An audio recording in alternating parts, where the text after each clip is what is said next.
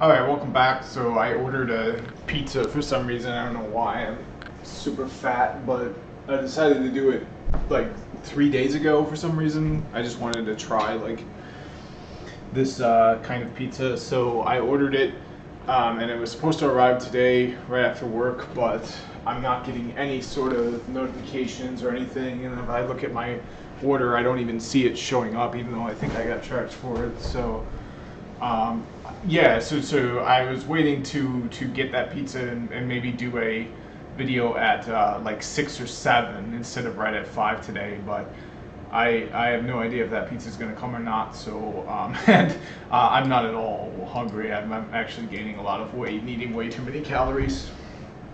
So yeah. So I'm not sure what the deal is with that. So I'm gonna instead go ahead and try to get this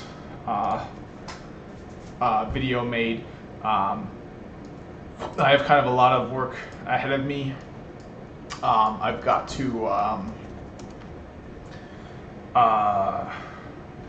configure up an example from scratch. 4 routers aren't even licensed yet, so I've got to do all that.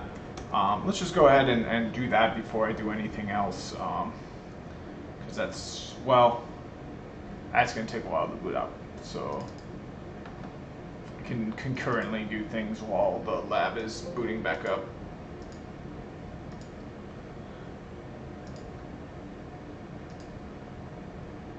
Okay, so here it is. We're back.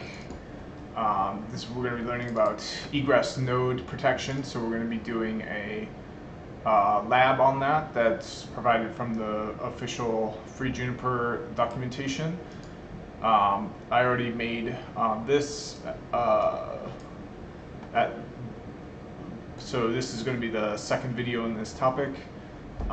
It's going to be a 10 router topology, but we're going to use Cisco's for the PE routers, so that for the CE routers, so that there's less of a taxing of my VM resources.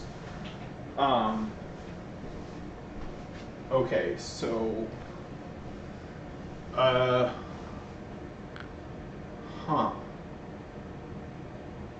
what am I? Oh, okay. Yeah, so I had to lay out some new routers. At the end of the last video, I tried to configure all of router 1, but I only got through the policy options. I did not get through the routing instances yet. So I think I'm gonna open up this lab with finishing that configuration. Now, actually, I will have lost the other configuration too, because of my cron job reboot. Yeah, so I've just got a blank config on here. So before we go and do that again, we'll make sure all the other routers are blanked out and ready to go, licensed and all that stuff. And then I think my order might be coming. I should probably have my phone on me or something. I don't know what happened to my phone. It's missing, so it's probably in the other room. So I think I'm actually gonna pause and find my phone. I'll be right back. Okay, I'm back. I found my phone. I'm not sure what's gonna happen with that order. I placed it a few days ago, so I'm not sure if that just threw them too much for a loop, that I placed it in advance and wanted it delivered later in the week.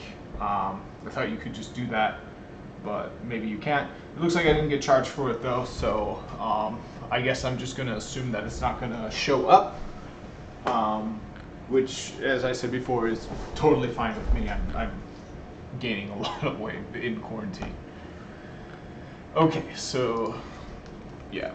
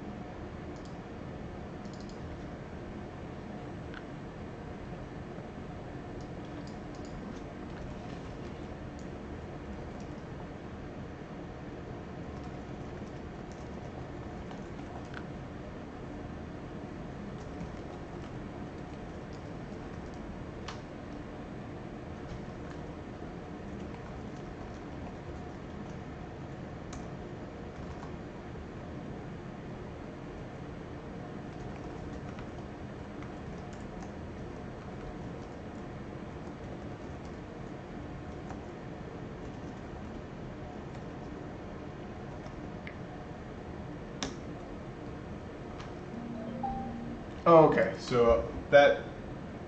Oh, okay. I thought that was my pizza. I was about to say, well, goddamn it. I guess I'm gonna eat that. But nope, that was not for that.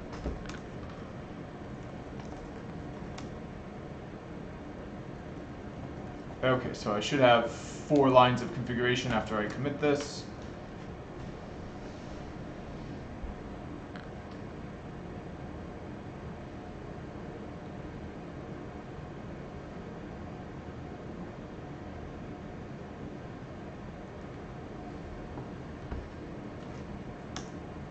Okay, show configuration. Yep, so we've got 4 lines of configuration. Next step will be to enable the license. This is going to be a little bit of it's kind of a nail biter for me because I deactivated my old account. So I wonder if I still have a trial VMX license.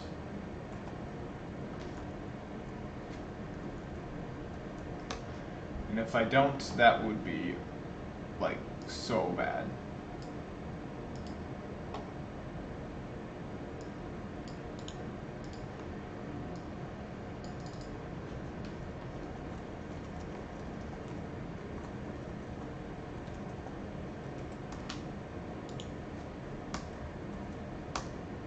Okay, so my license was still works.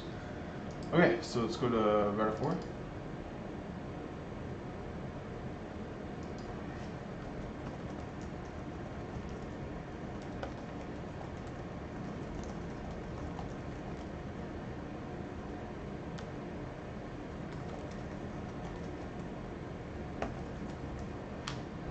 All right, this is Router 4, so yeah, all 3 of these I think are going to be new.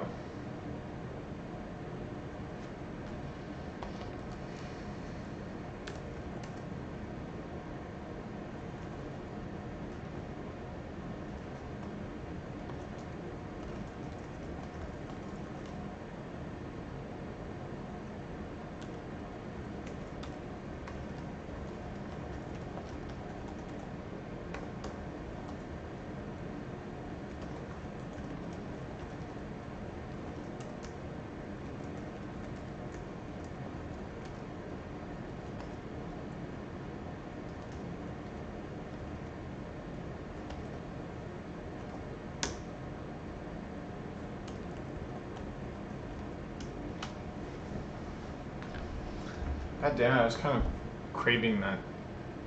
Like, I ordered it 3 days ago for a reason, because I wanted it today. But, I actually was thinking about eating less today and then for this, so I wasn't able to do that, so it's not so bad now. Let's see here, configure. Right, okay, so request system license add.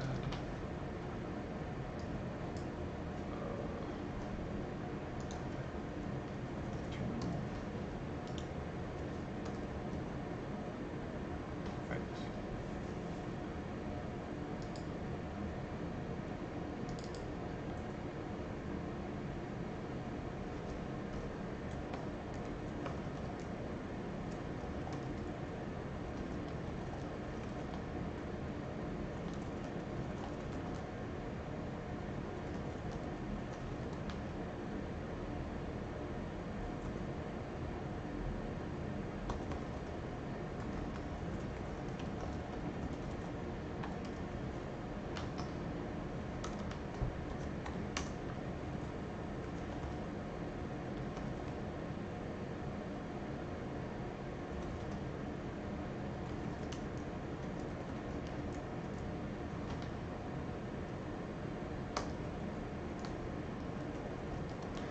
Clouds. Let's see here. Oh, did I just blurt the password out loud? Good thing it's just a weak password. Promise I don't do that with my real passwords. Alright, so let's do show pipe compare. Show pipe display. Oh, so I am missing, yeah.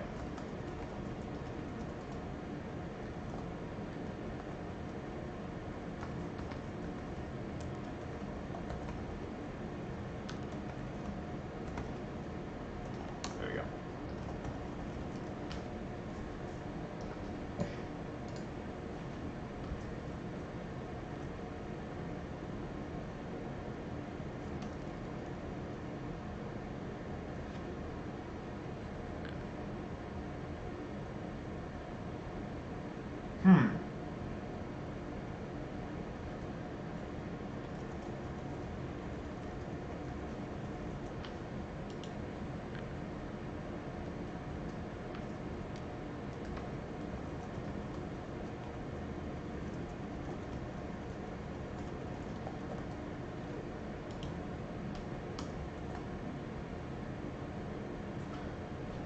Okay.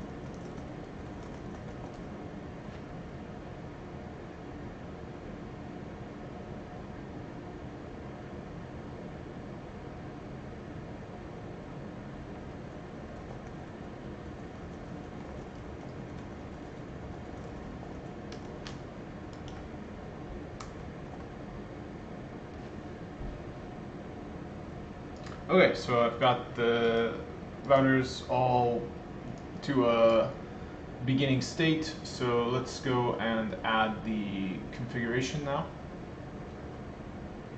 Yeah, I don't think my pizza's coming. That's kind of too bad. I was actually looking forward to that. Not that I need it though. But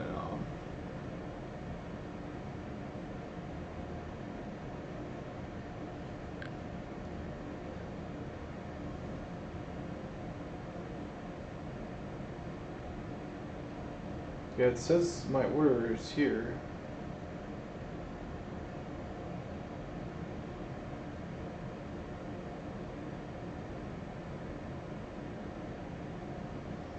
The weird thing about it is it doesn't say that. Oh, no, the delivery time is listed. Oh! I actually ordered it for next week instead of this week. Whoops. Or whatever the 30th is. Is that next week? It is next week. Oh, okay. Well, I guess that's not a bad thing. Like, maybe I should try to lose a little bit of weight before that comes. Okay, so let's see here. We've got router 1. Yep, so let's add router 1. Okay, so next week, that works for me. That's actually better because I'm not even that hungry right now.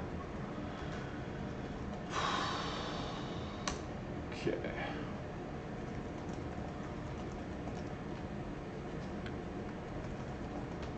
Well, I hope I didn't get my test date registration mixed up the same way as I got that pizza mixed up. And the test is actually tomorrow. Okay, so for some reason... Oh, okay, I did set instead of edit.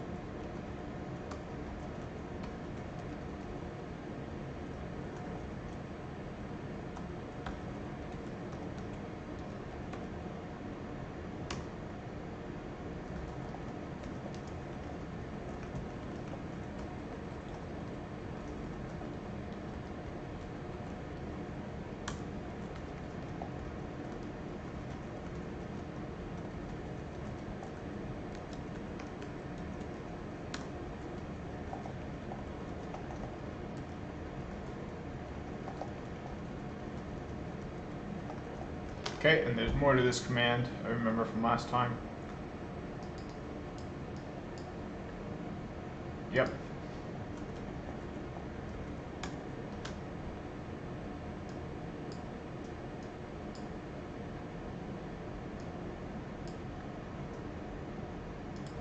Okay.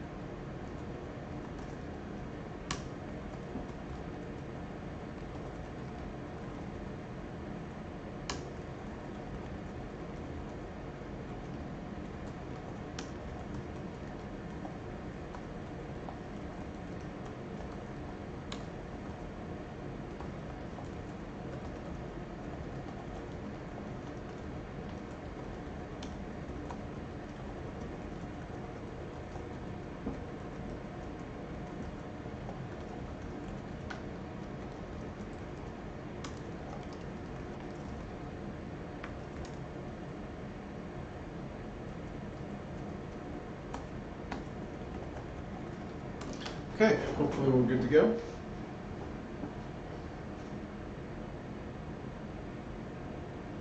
Oops. So it looks like I got some typos here. Test underscore COMM I might have spelled that incorrectly in some places.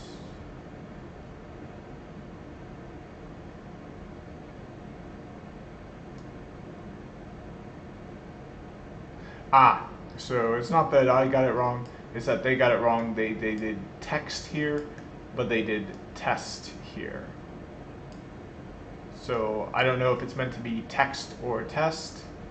I guess text makes more sense because it's like a community string text. I'm gonna go with test just because I have to make fewer corrections if I go with test instead of text.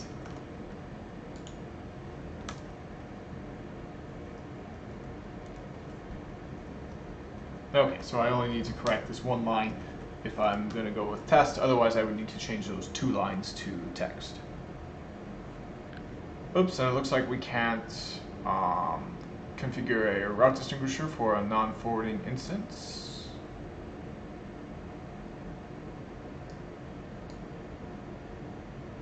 Huh.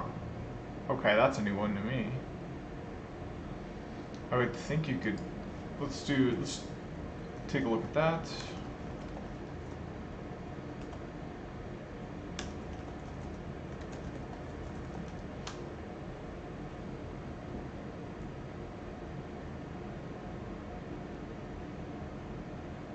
Ah, so it looks like I forgot the VRF type.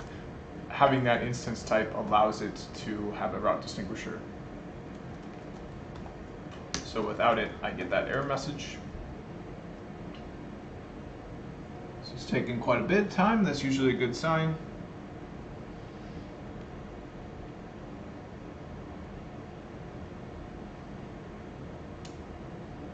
Okay, everything's good to go. Let's move on to the next one.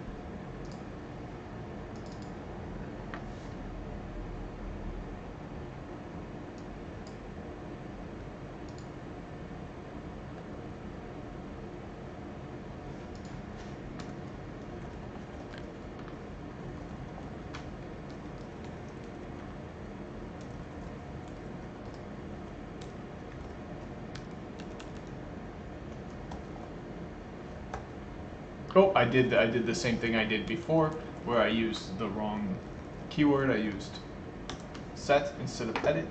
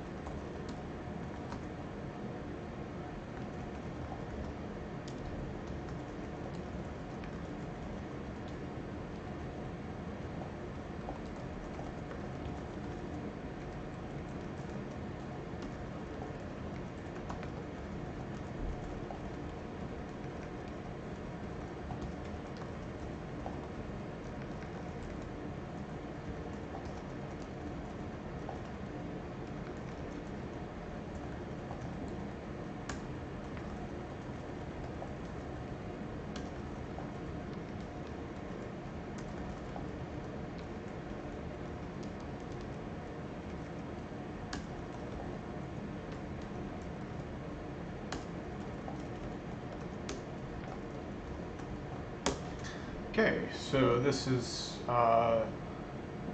it looks like it's just a P router, so much less configuration is required on it. Okay, looks like router 3 is also a router that doesn't require quite as much configuration. So here's something interesting. We have a next hop self here.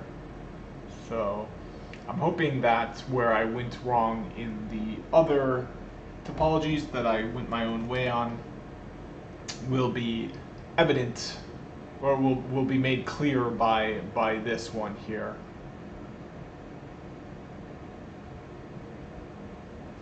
And I know what I did wrong. I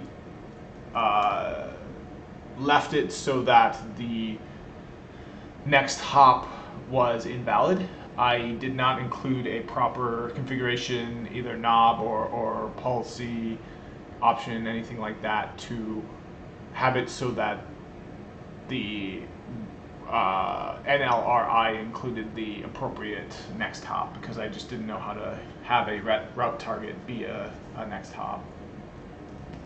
Or even if route targets are what was meant to be the next hop in that case. And unfortunately, I couldn't really find a explanation online.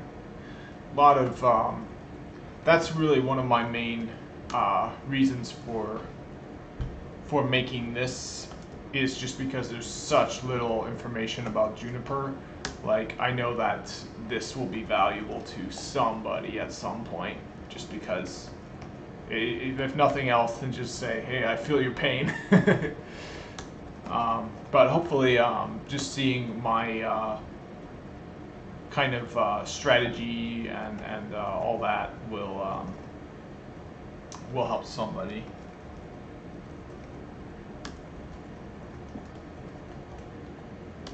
Nothing else, just for like affirmation.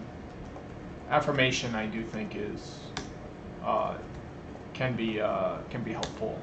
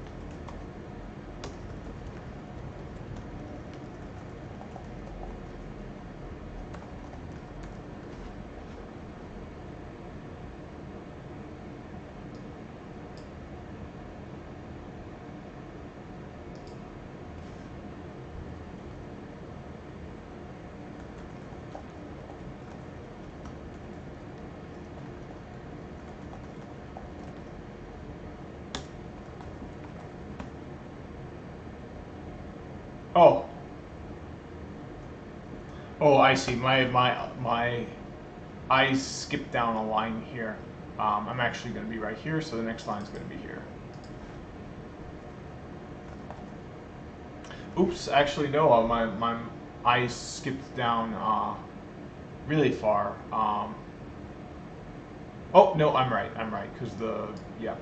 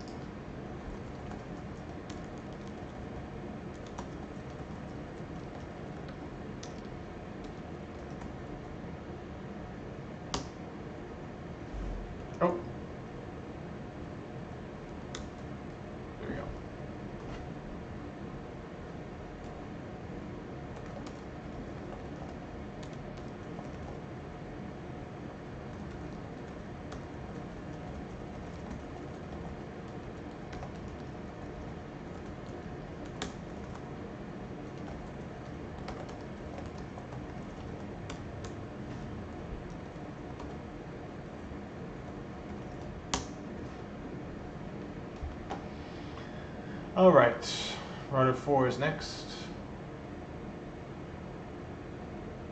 Oops, so we've got some problems here.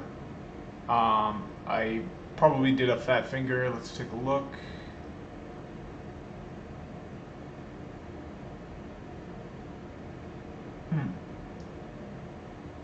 So it doesn't look like I did a fat finger. It looks like what happened is they called a export policy that they never defined.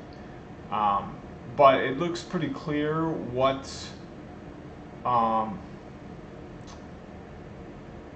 actually it's not super clear because I don't know. Oh yeah, so they are doing this. So yep, and they are calling in this one here. Yeah, so they just forgot to define this one from BGP, but I know exactly what they want.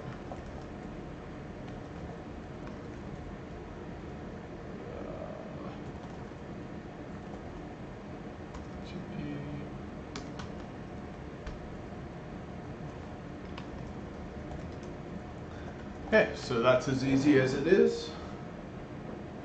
And yep, it's taking a while to commit, which is always a good sign.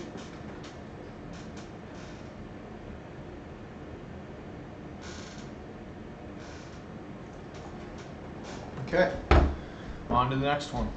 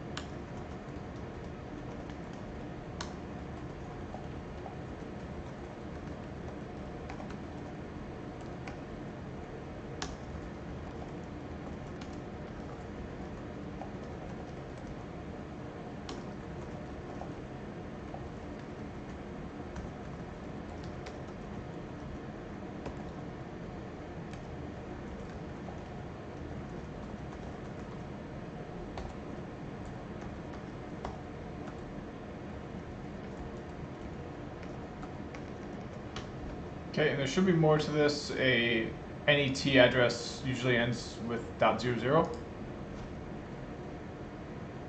And this looks like an extended NET address, so there's much more to it.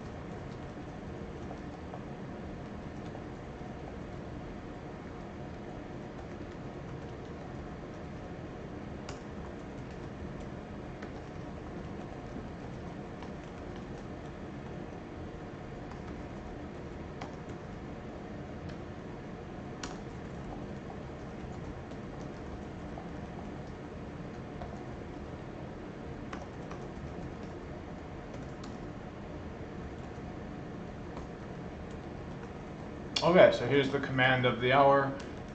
Egress protection, context, identifier, and then we need to assign it an identifier.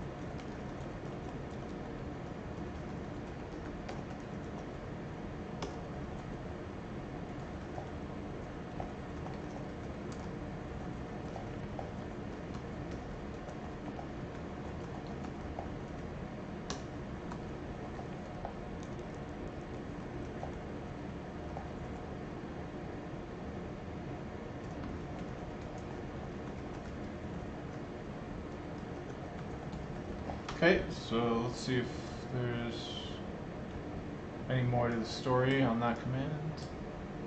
Oh, there is. We need a context identifier here as well.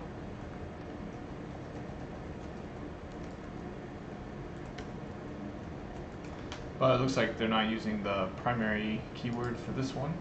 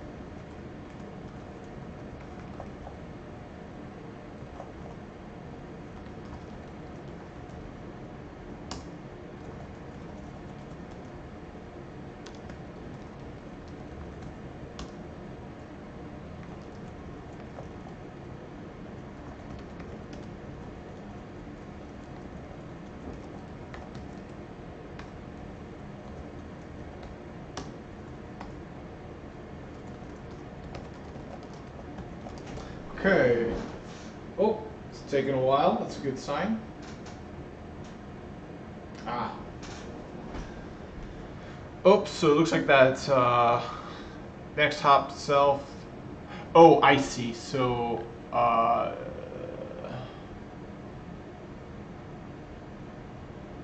okay, yep. So, set policy statement, policy.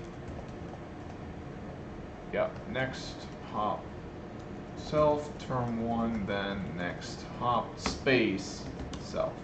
And there are, of course, other options you can set. I didn't see an option for route targets. I did try the peer address, specifying one manually, but it required IP address, not a route target address. Okay, but hopefully that fixes the problem.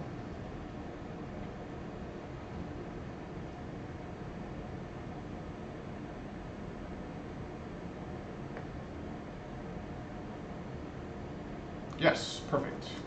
Alright, so we're halfway done. Time for router 5.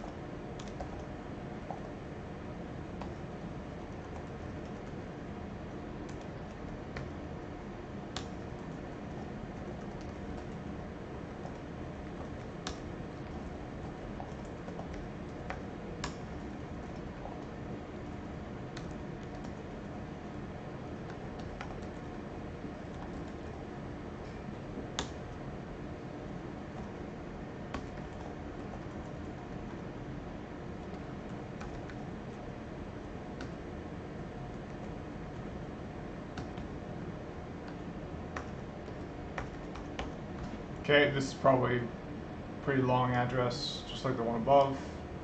It's an extended address.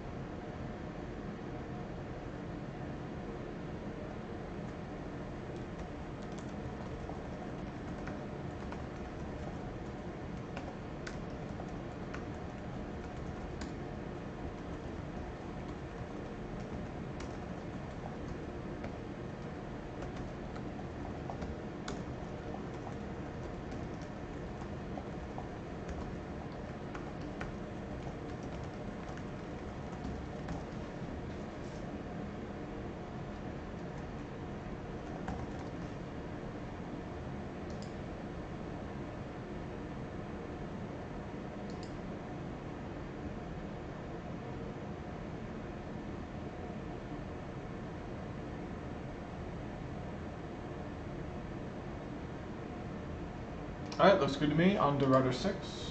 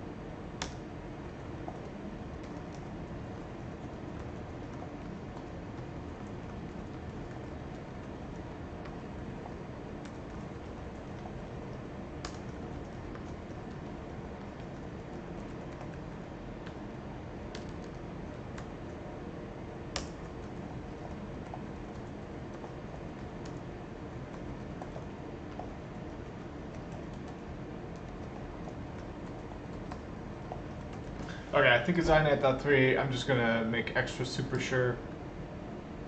Yep, inet.3. That's what I thought.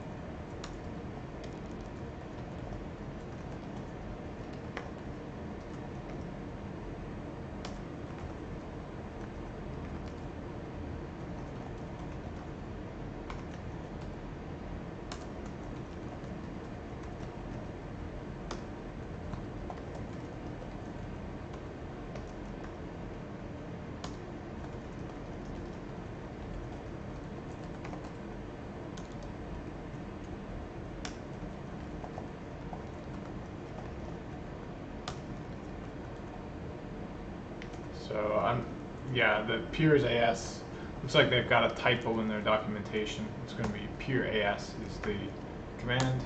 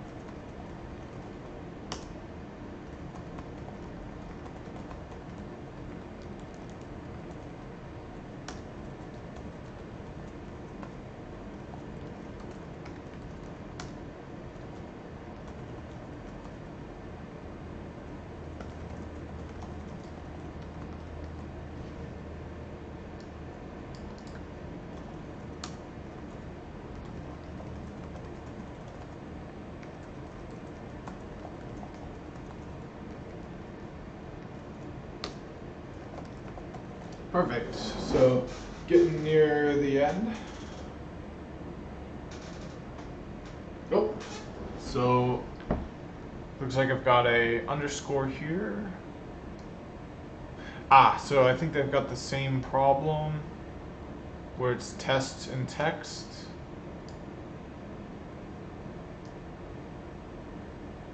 Huh.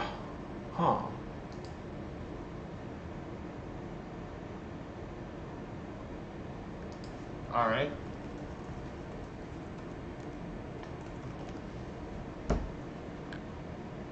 Let's match on an underscore.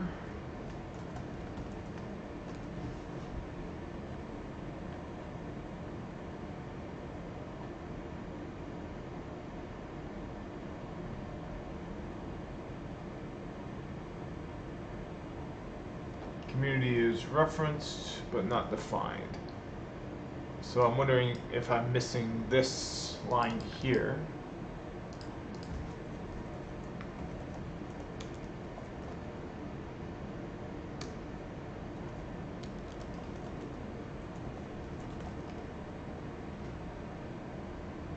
Yeah, it looks like the community I completely missed. Okay, it looks like test was the right one to choose over text.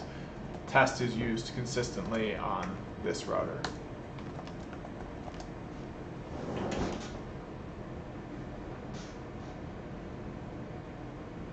VRF import. Referenced but not defined. I thought it was.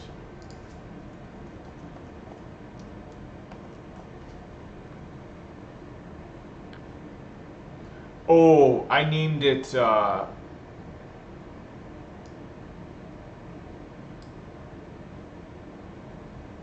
I think I accidentally did VRF instead of VPN under there. Let's take a look.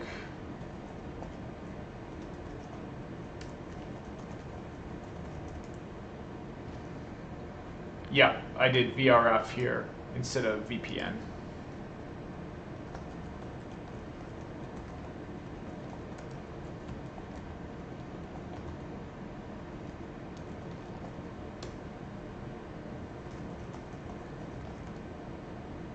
Oh, so I do need to delete the erroneous configuration.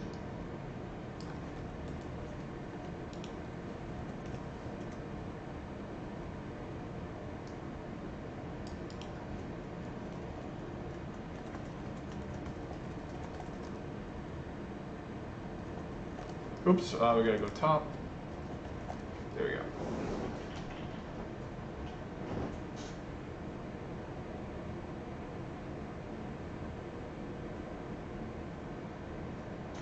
All right, the end is in sight. When it takes that long, it's usually good to go, and it is. So let's go to, so router 7 is the PE router. Yep, just a stripped down router. Yeah, we've got, it looks like we've got 2 more. We've got router 8 and router 9. So the end isn't quite on the horizon yet, but it is getting there.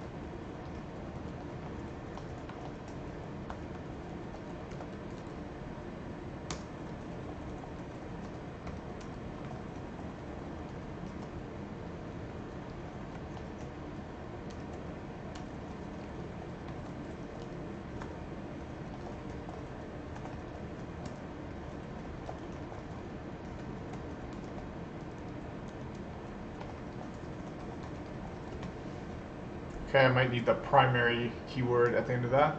Nope.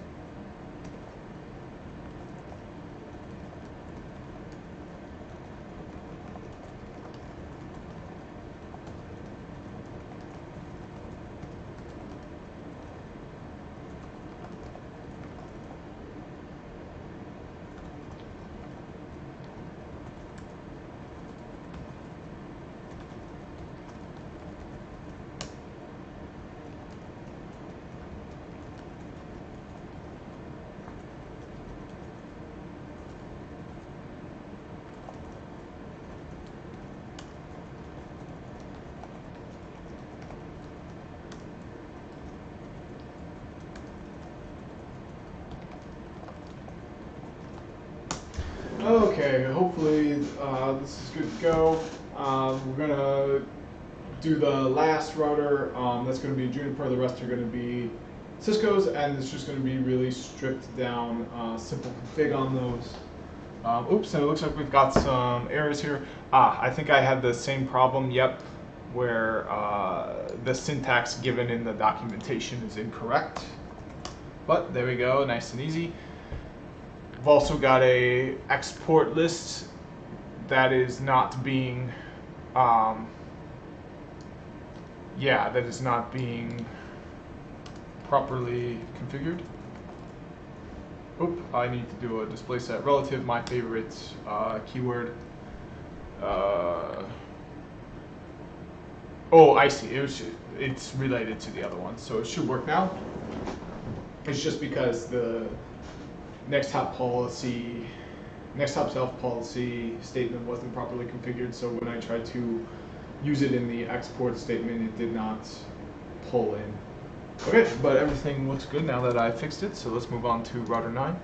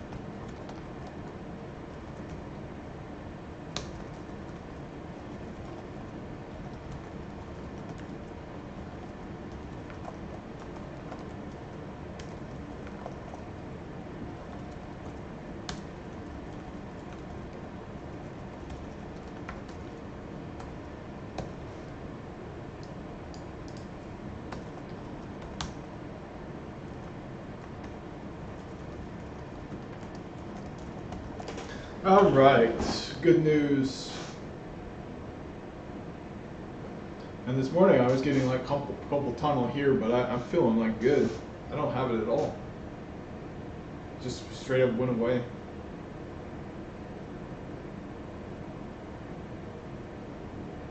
Okay, so all of the Junipers are now configured. We are going to need to configure some Ciscos. So we're going to be configuring router 0 and router 7 as Ciscos. So let's do that. Okay, so here's router 7, and then we'll need router 0 as well. And we'll just leave that as router 10. It's close enough. So I'd like to, let's see here. Yep, I'd like to move these down a bit. There we go. And then move router 10 up here, perfect. Router 7 over here, perfect. Okay, so let's, I'm kind of tempted to just boot up everything. Let's cable everything up before I boot it.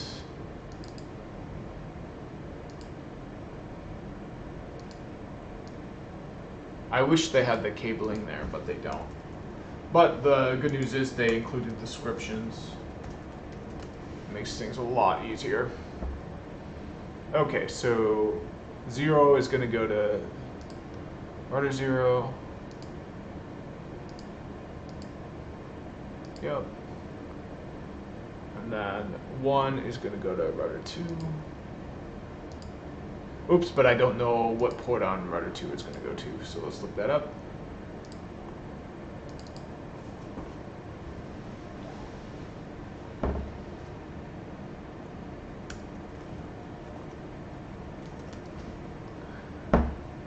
Okay, router 2, 1 is going to go, okay, so it's 1 and 1.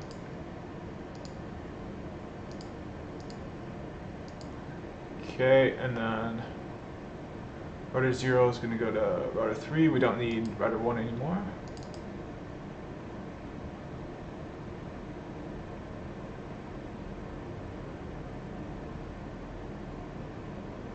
Router 3 seems to have trouble opening.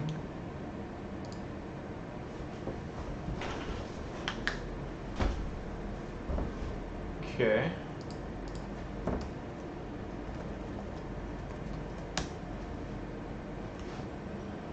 Okay, so to router 2, it's 0, so it's going to be 0, 0.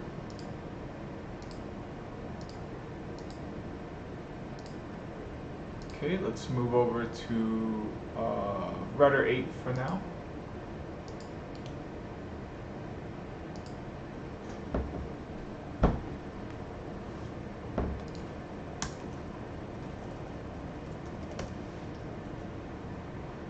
Okay, so the router 2 is going to be 1. This is going to be 2 to 1.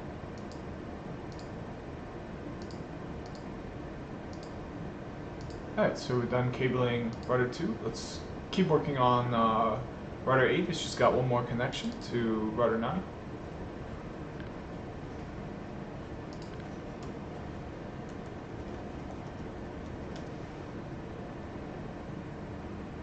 So 0, it's going to be 1, it's going to be 0 to 0.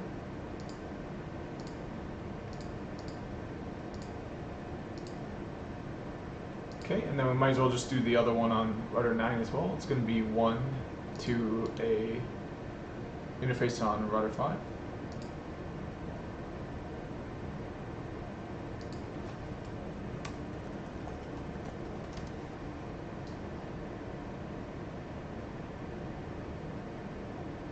Okay, so it's going to be 1 to 2.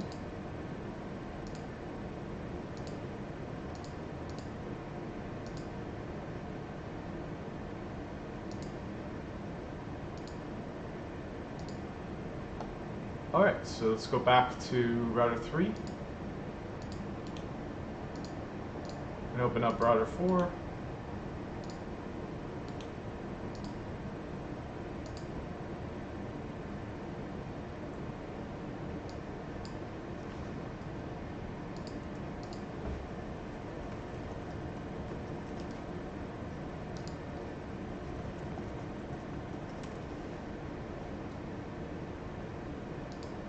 So to 4, it's going to be 1. To 3, it's going to be 1, so it's 1 to 1.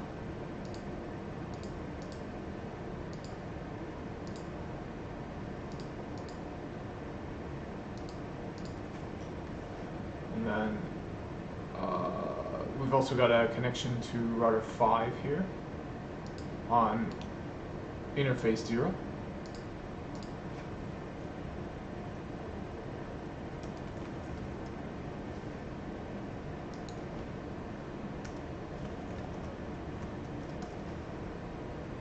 Okay, so to router 4, so it's going to be 0 to 0.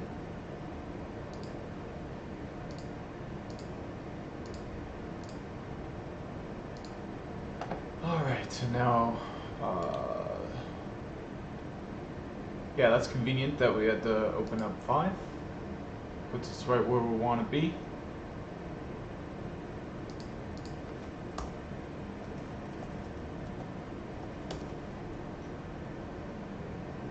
So to 5 it's going to be 1, and to 6 it's going to be 1, so it's 1 to 1.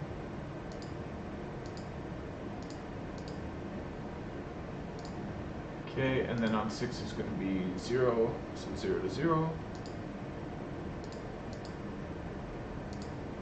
Okay, so yep, let's boot up those. Oh, I guess I did do it out of order. I should have booted them up while cabling, so I didn't have to wait for them to come up. But I, for some reason, thought that all the Junipers would have to get booted up as well. I don't know why I thought that.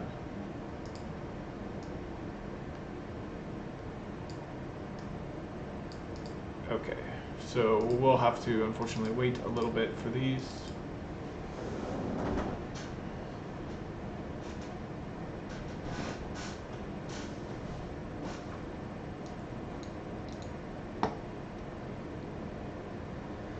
And you can see the CE configuration is really nice and easy. Let's take a peek ahead into what kind of verification steps there might be. Okay, we'll be verifying the neighbors, verifying the context identifiers.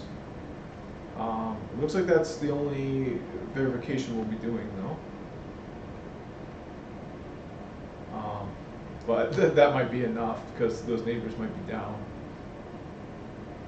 I think I'll add an extra verification step just on my own, and that will be just pinging end to end from these CE routers.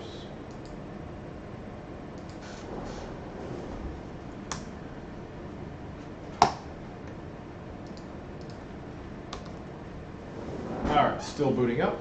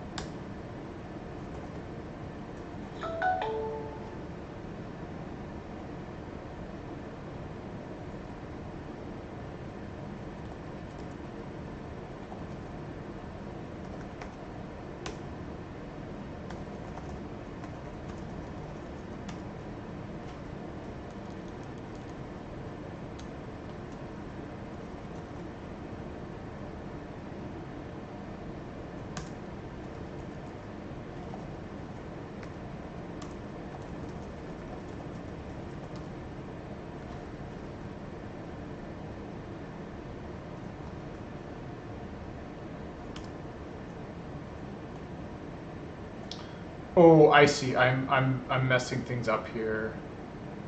Oh, it's the command isn't router. It's let me see if I can set up my autonomous system.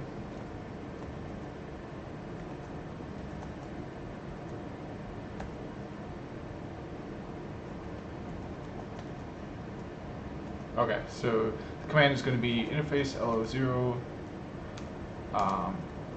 IP router OSPF1 area 0. Oh, sorry, no, IP OSPF1 area 0. Yeah.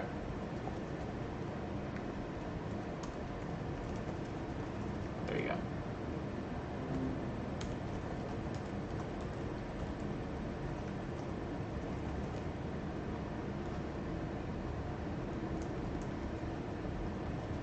Okay, so we've got loading the full.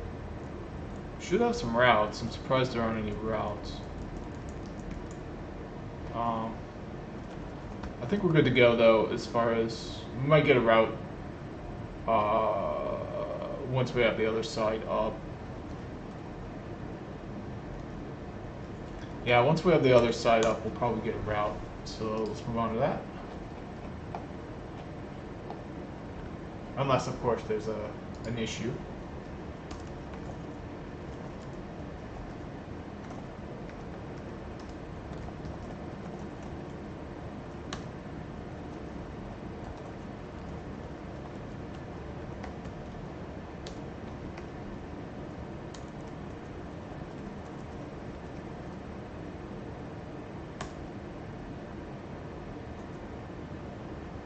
It's interesting that they have family MPLS. I don't think that's necessary.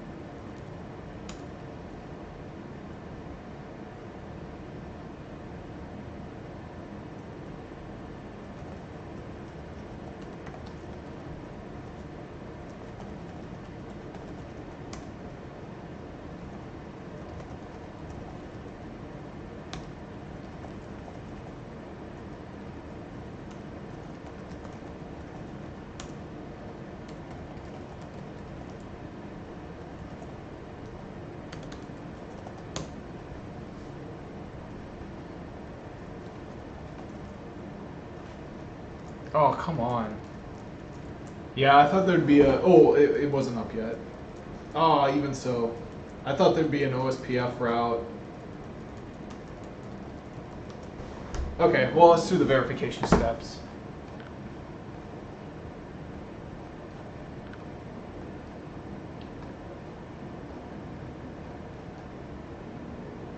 Okay, so we'll verify that egress protection is enabled. So we'll go on router 4 and do a show BGP neighbor.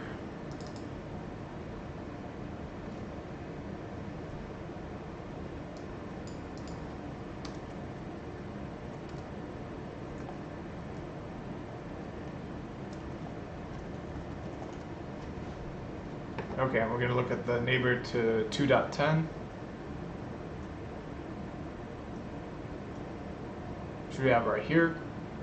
It's state established. So next we're going to look at the NLRI configured with egress protection. Right here, perfect. So we've got iNet labeled unicast. Excellent. And then we'll look at the egress protection NLRI iNet labeled unicast context identifier, which is going to be 203.0.1131. Perfect. Alright, so the next step is going to be to look at the MPLS context identifier.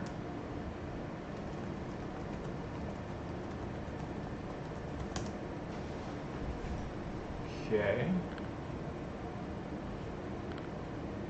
That looks good. And then we're going to be jumping over to router 9, and we're going to be verifying the state of the protector ASPR as protector.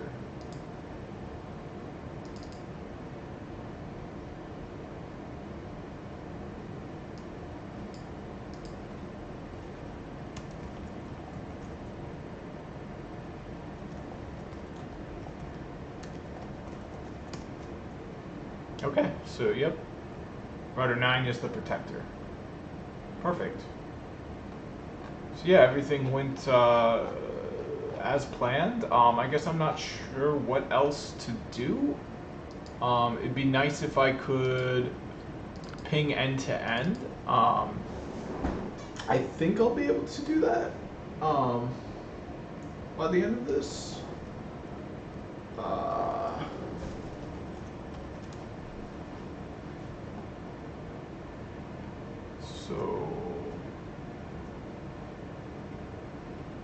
So here's a loopback address. It's participating in OSPF. The OSPF is up. Let's try pinging across the wire. Yep, that works. Huh. Okay.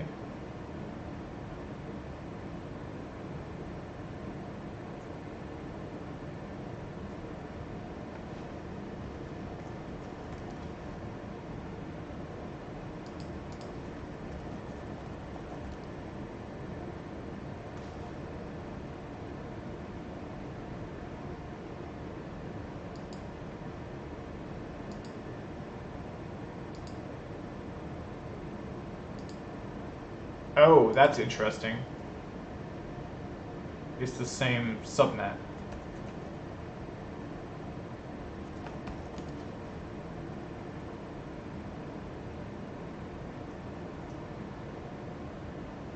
Oh yeah, I don't think these are meant to be /24s. I think these are meant to be /32s. So I'm gonna change that. I don't think it's gonna work if they're both in the same subnet.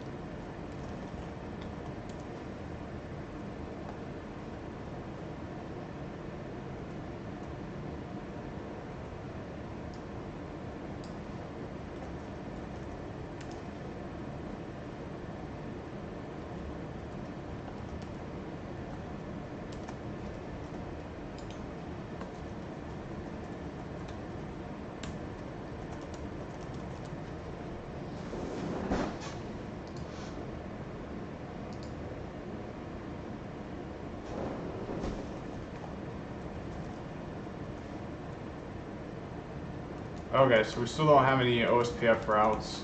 Let's take a look at the PE, make sure that we're getting information.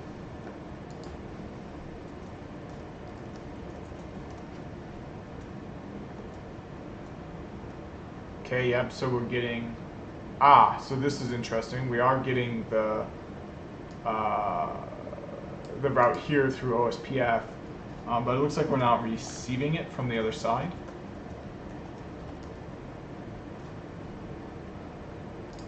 Let's see what the other side's got going on.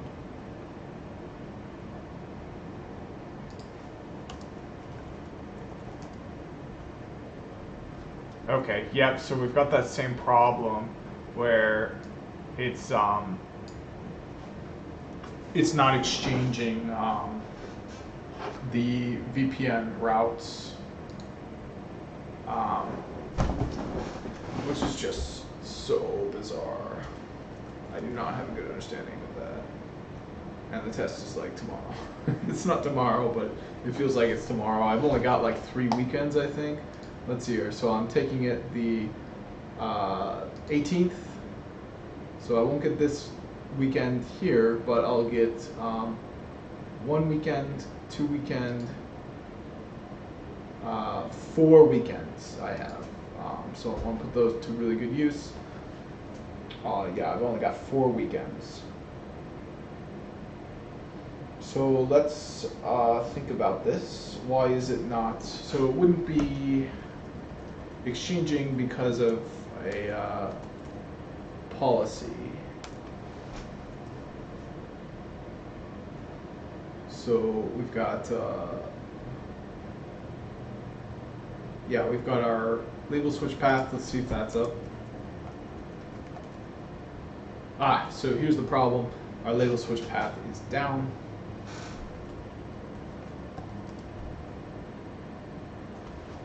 Oh, and of course, that's because they had us use LDP instead of Rsvp. I knew that was going to be a problem.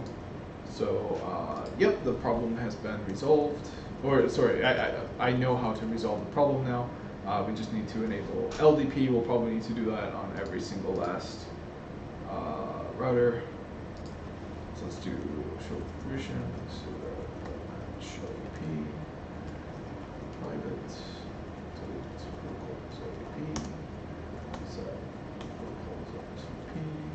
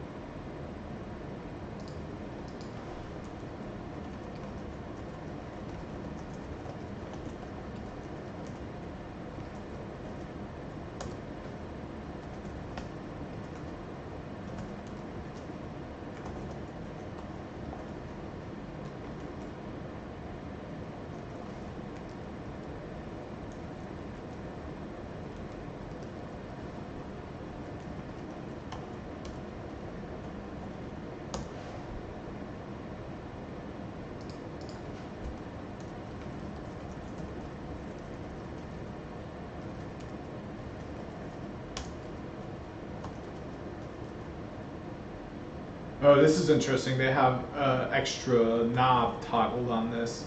So I wonder if I'll be able to toggle it for Rsvp.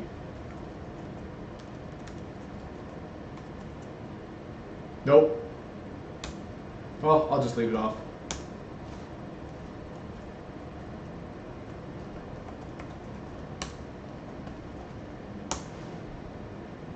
Okay, so committed there.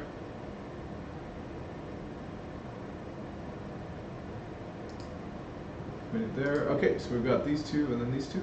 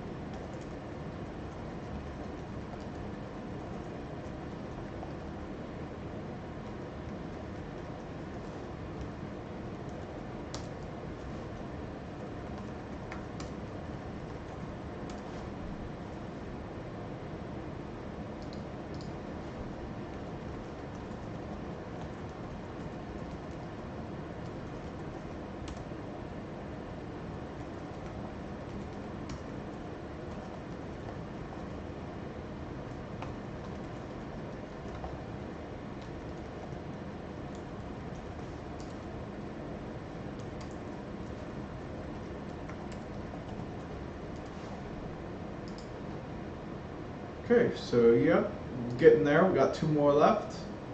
Hopefully that will have those LSPs come up.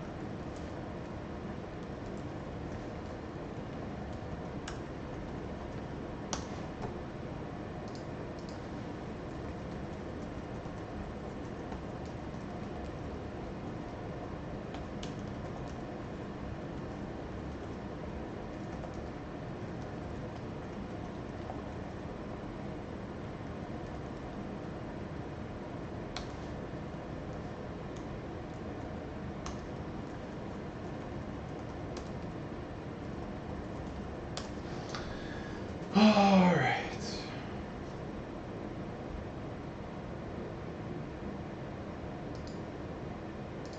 All right, so let's see if the LSP came up.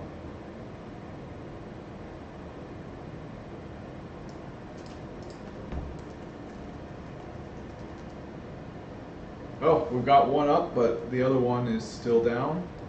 That's interesting.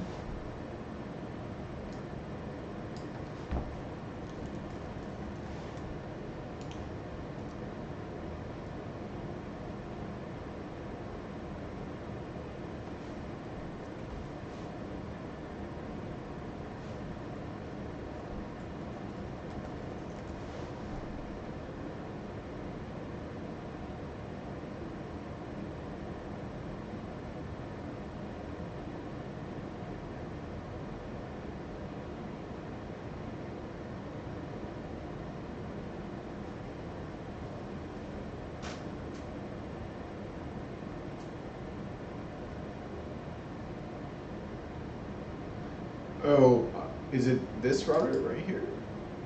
I'm confused.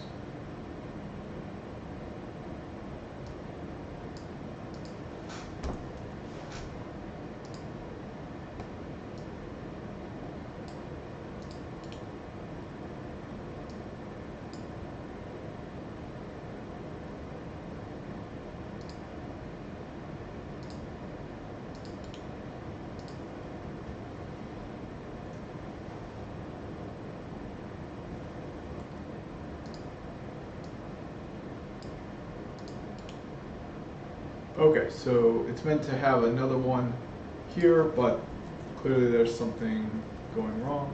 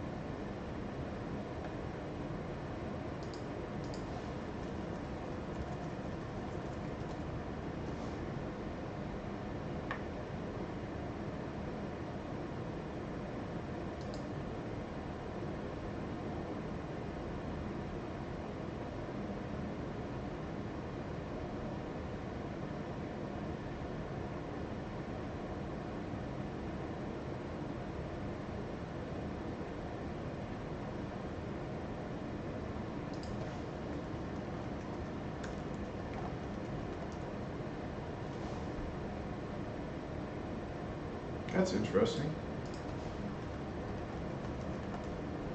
So yeah, it looks like the LSP to, I'm not sure which router this is. Is this router 8? Yeah, it's router 8. That one is up, but the one to router 3 is down.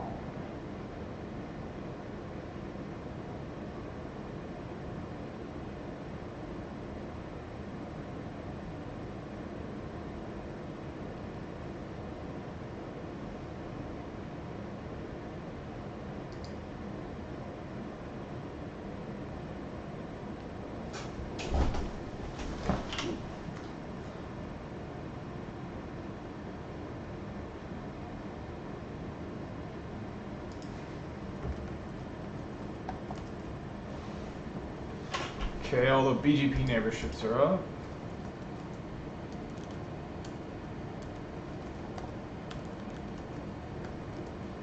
So it could be an IP addressing issue. Let's try pinging this.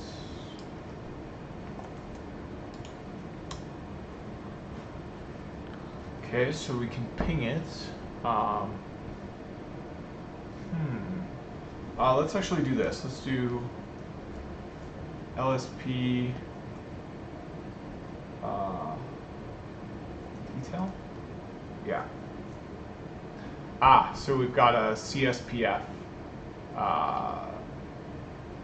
computation failure. There's no route towards that address.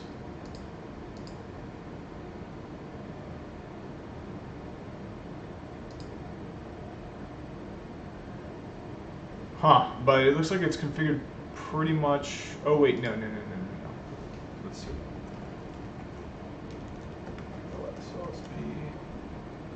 Okay, so we've got the one to router 3 isn't working, but the route 1 to router 8 is working.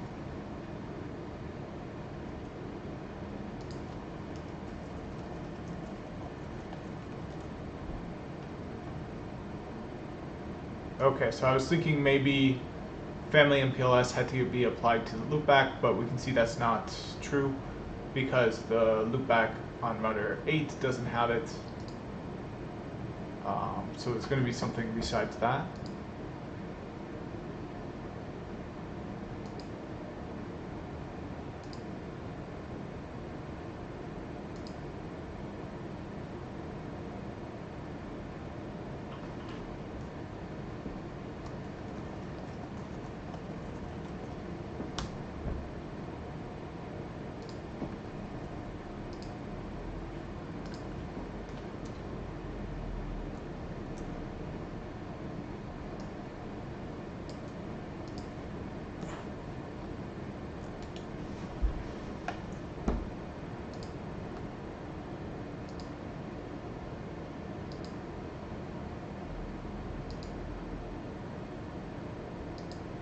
Okay, we are missing a metric statement, but I think it's meant to be like that.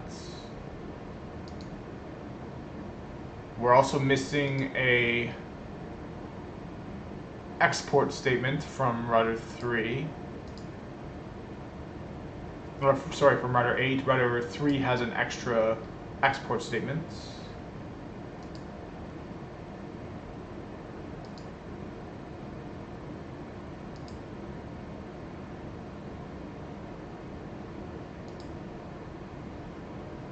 We've got different neighbors for the VPN peers.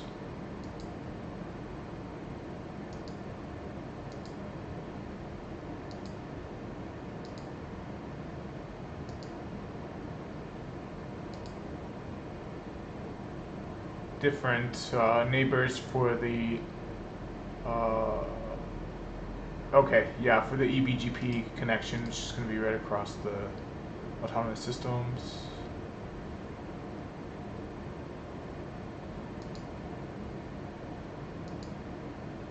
Okay, everything looks okay now.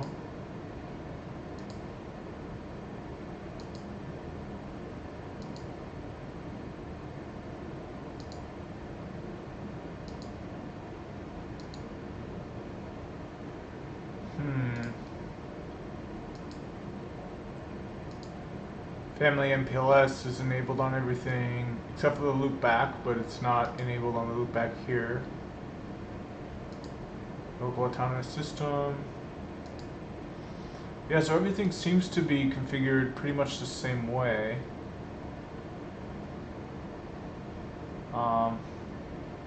Let's try tracing it back.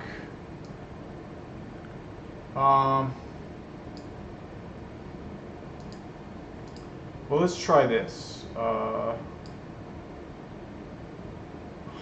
I guess I'm not sure what I want to try. I need to figure out why this LSP is down. Well, I know why. It's because CSPF failed. But I don't understand why it passed for here, but failed for the other one.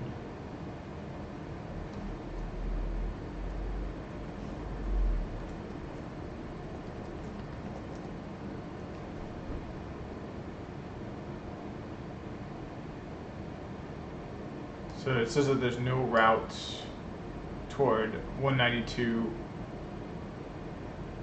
Okay, so there's a route towards .9, but there's not a route towards .4, so let's do show MPLS.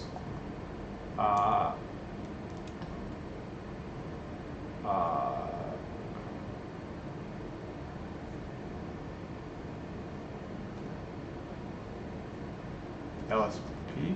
No, that's what I was just looking at. I thought there was a show.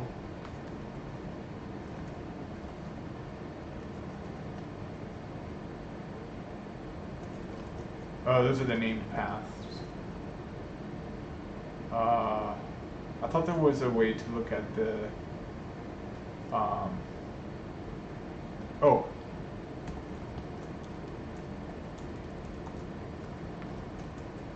Is this it? No.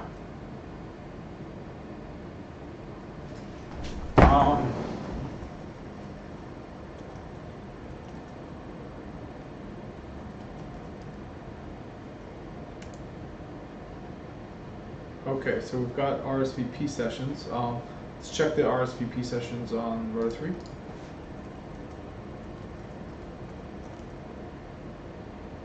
Okay, so we don't have any Rsvp sessions on router 3. That looks like it could be the problem. Yeah, we've got some. So here's the problem. We don't have Rsvp sessions on router 3.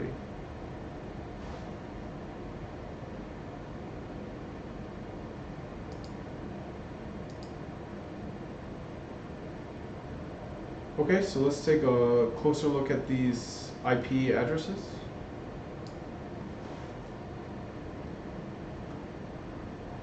So let's see if we can ping .9.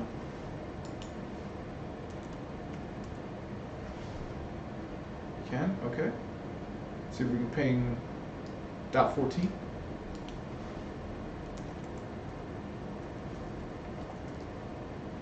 We can, okay, so what the heck is the problem? I'm so confused. Well, I mean, I know what the problem is. Rsvp session is down. Is there like hidden or detail or anything like that? Alright, let's check router 2. I mean, I'm guessing I'm just missing it from this link on router 2. That would be nice, because that would be an easy answer.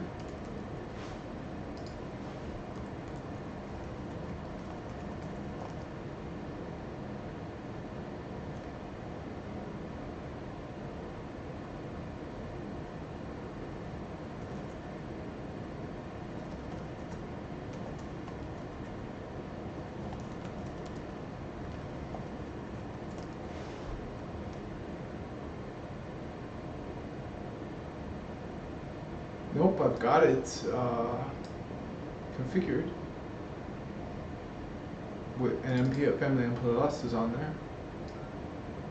2.0.9 is on there.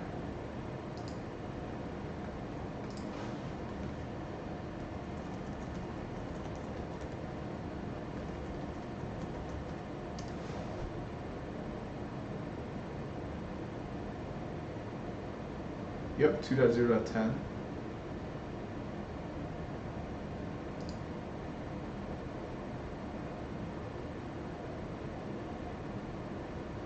And it's 0 to 0 here. Yep, 0, 0. Yeah, that looks good. Okay, so for some reason, this link here is not able to form a Rsvp session. Let's see if Rsvp traffic is flowing over, if there's some clue in packet capture. Yep, Rsvp hello packets are exchanging. Let's see if there's an Ospf neighbor. Well, that could be it. Yeah. I think that's it.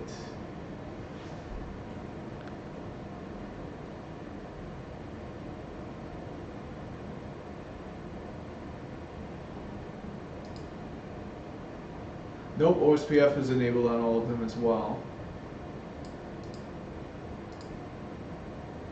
Alright, let's enable some trace options on router 2 under, on router 3 under protocols Rsvp.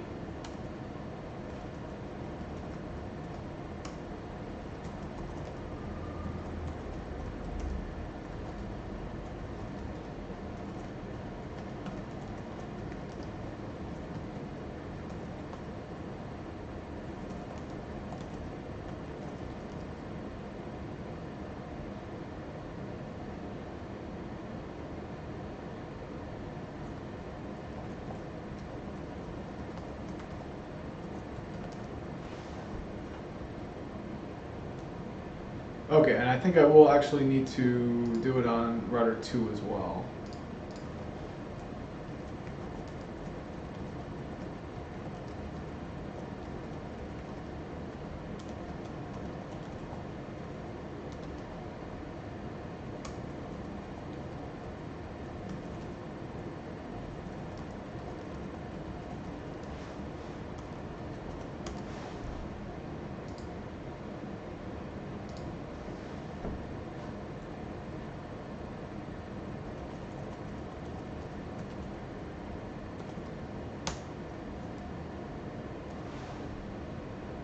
There we go.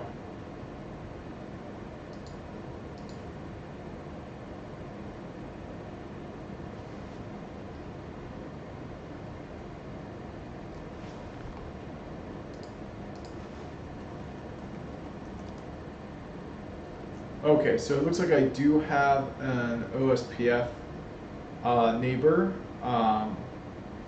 across that address. I just don't have a Rsvp neighbor. Oh, I do have an Rsvp neighbor. Okay, but I just don't have any Rsvp sessions.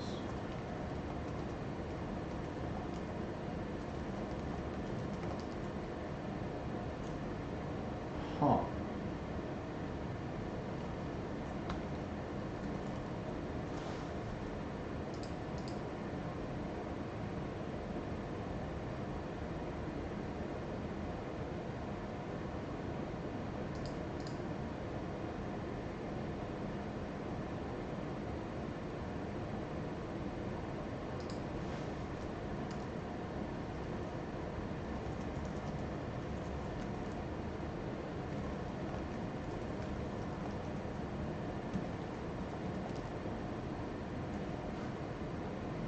No computed ERO.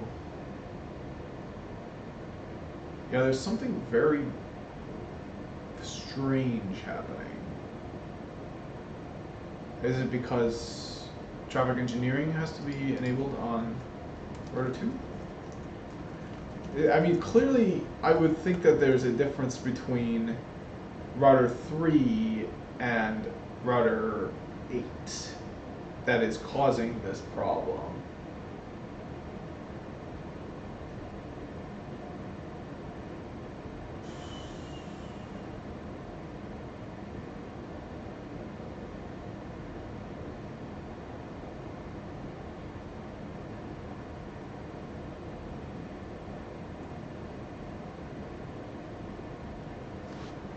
So here's router 3 on router 2, and here's router 8.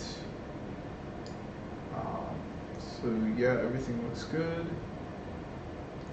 It's added to Rsvp. Yeah, for both of them. Both of them are in MPLS. Now I don't have MPLS traffic engineering enabled, but this is router 2, so yeah, so router 2, I don't think the problem is going to be on. I'm just going to get rid of that. Let's do a show Bgp Summary. Yep, so all my connections are established. See if there's a difference on router 1.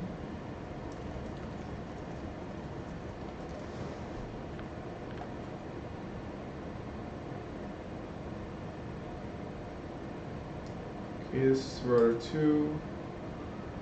Now we've got 2 label switch paths here. One of them is up and the other one of them is down, which is so strange. Why is one up and the other is down?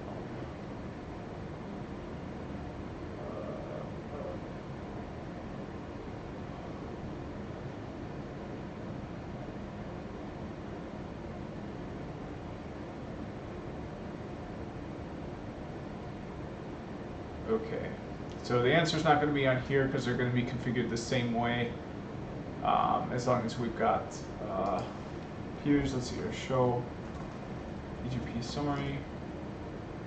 Oh, okay, so maybe this is the answer. We've got a peer that is inactive still. So let's see if I can ping it.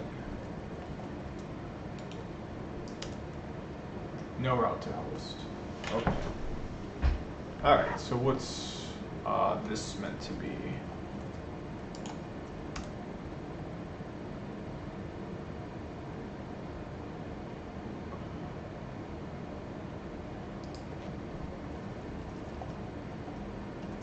Oh, you know what? I think the document, I think what's going on is the documentation gave /24s for all the loopbacks, but it meant to give /32s. So every single router on this topology got a loopback, but it got a loopback with a /24. So I got to go back over all of them, not just the 2 Ciscos I used for the CE routers, and configure it with a /32.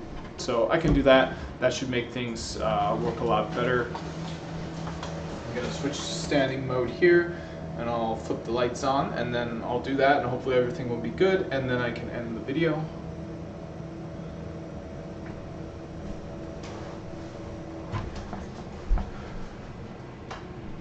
Here we go. Okay, so let's switch the loopback addresses, the subnet masks on it.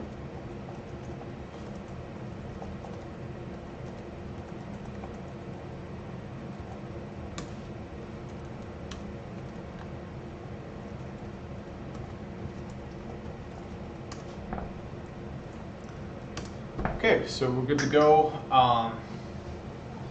with the subnet mask on router 1. So let's do them in order. So we're going to go to router 2 next, save router 3 for later. There we go.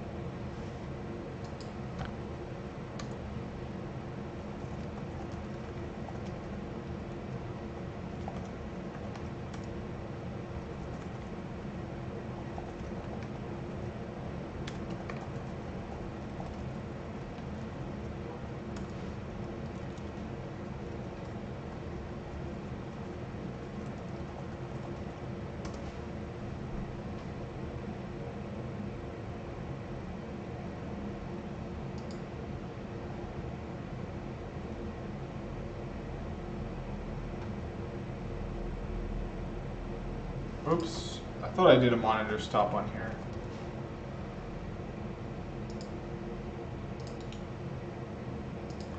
There we go.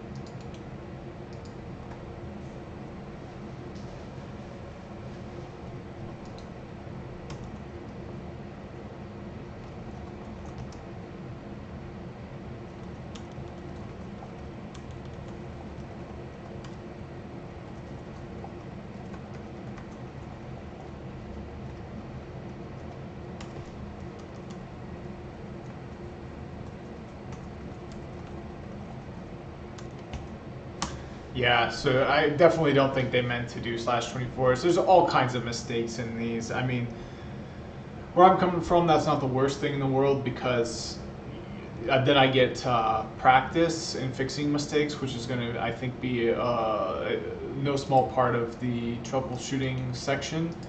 But at the same time, it kind of like, you know, they've got a bunch of extra knobs on there, and like, I don't know what's required and what's not required, what's a mistake, what's not a mistake. It kind of makes it difficult, muddies the waters.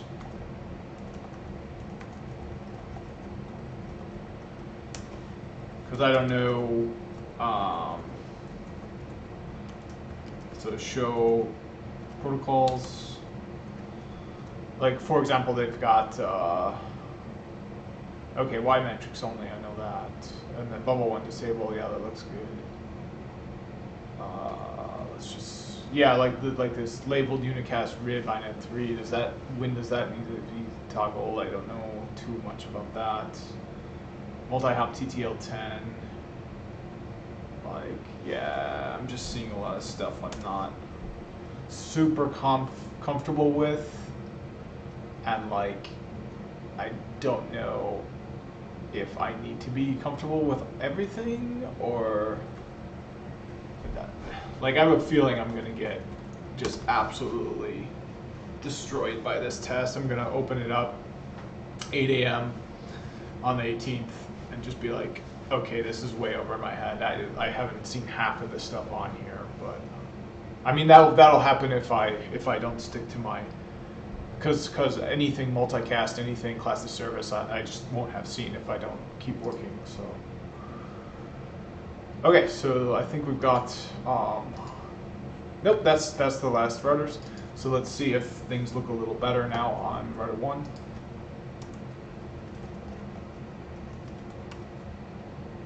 No, that's interesting. We still got this down, even though I switched it over to a /32.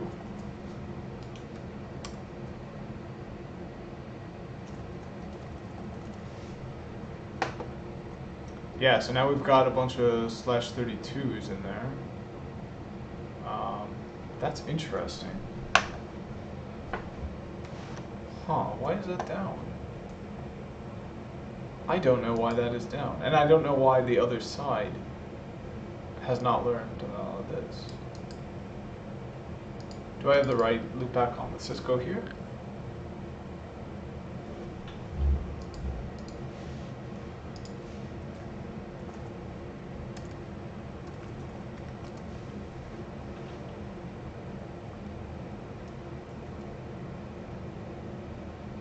Yes, I do.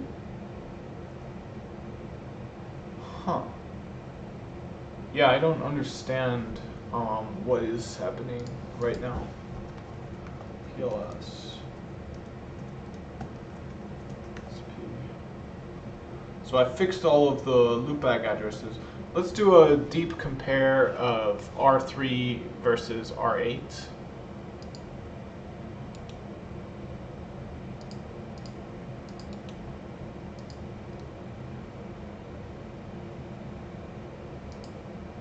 Let's even use the Notepad++ compare feature.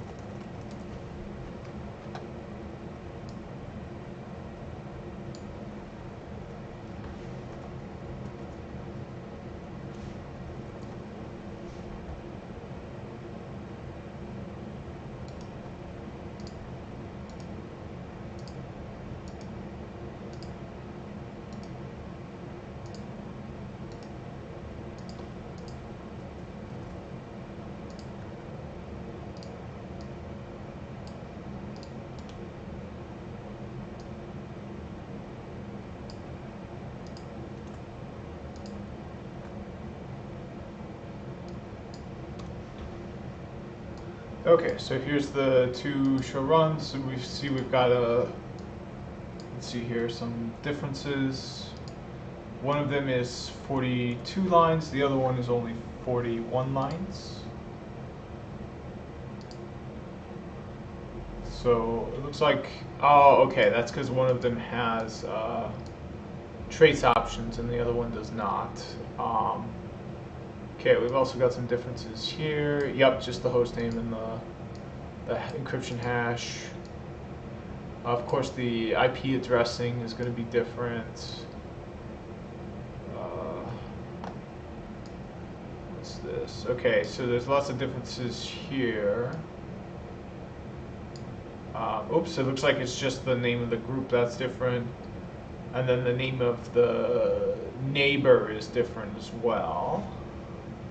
Now that's something I'm a little bit surprised. Oh no, but this is the connection just across here, the Ebgp connection between autonomous systems. That's what this is. All right, so that we won't have to look at too closely.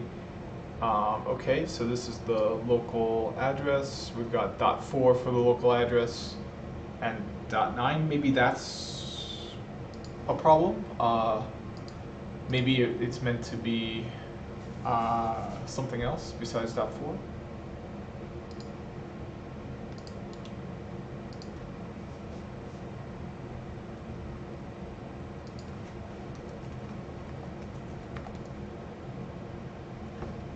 Nope, it's meant to be .4, so yeah, that looks good. Yep. Alright, so next, we're going to form a neighborship from here to .9.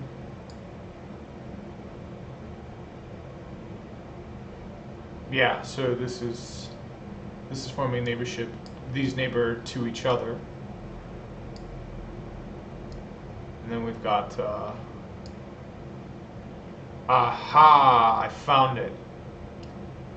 We don't have traffic engineering enabled on OSPF on router 3, and we have it enabled on router 8. So of course, it's not going to work if we don't have traffic engineering. That's a required command for CSPF calculations. So it's no wonder that there was no route to host for 192.0.2.4. It's no wonder that the CSPF calculation failed because we don't have traffic engineering enabled for OSPF on router 3. We have it enabled for router 8, but not for router 3, so clearly that's what went wrong. Let's just show that a lot clearer. And it was probably that way because of the documentation. They probably accidentally left it out. But yep, we can see we've got traffic engineering here, and here all we've got is a export policy. Okay, so before I add that, there's actually another command that I really think is useful. That I would like to use, but I forget what the command is. But it's basically a way to look at the like the routes to host.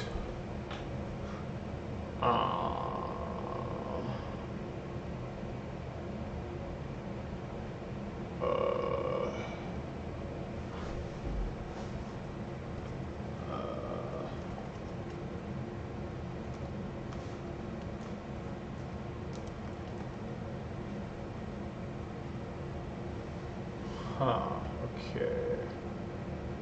Details. Okay, and I forget the name of that command, but I remember it was a good one.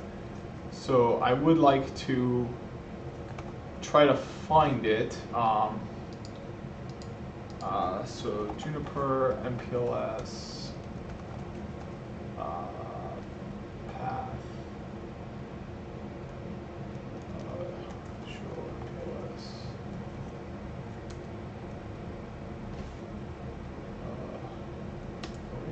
Is this it? Show MPLS forwarding, was that it? Don't have that. Yeah, I forget what name, oh, here we go, verifying that MPLS is working correctly, so there might be some commands given here.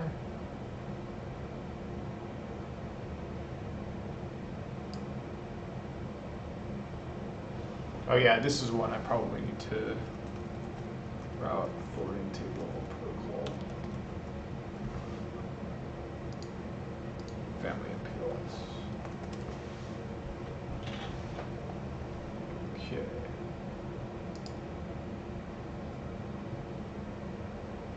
Show connections, that's an interesting one. No matching connections. Okay, I don't see the command here. Yeah, I wish I knew what that command was, because it gave me a like a really good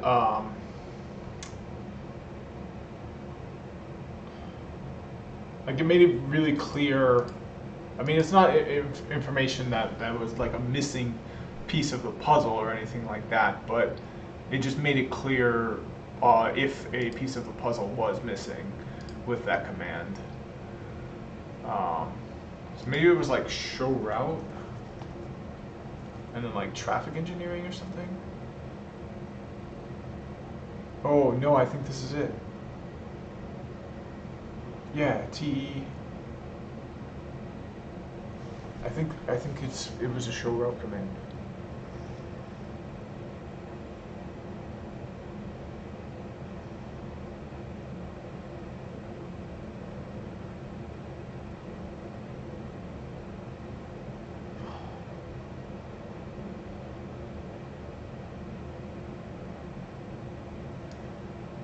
Yeah, I think this was it.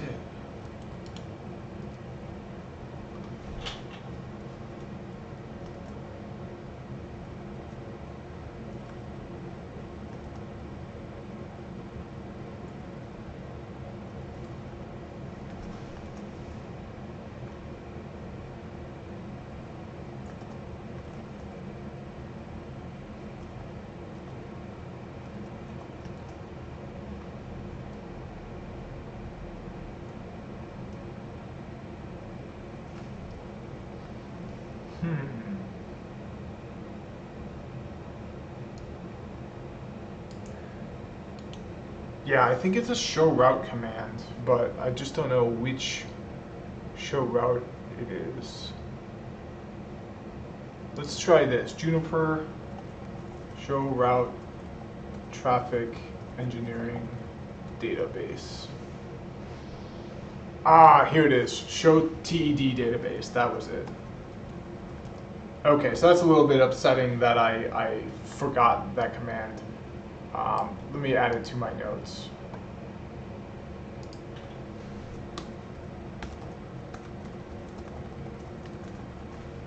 Yeah. Yeah, this is, and now you can see very clearly 2.4, we just got nothing. It's not even in the traffic engineering database, so that's a pretty darn good indicator that I didn't have traffic engineering enabled on this router.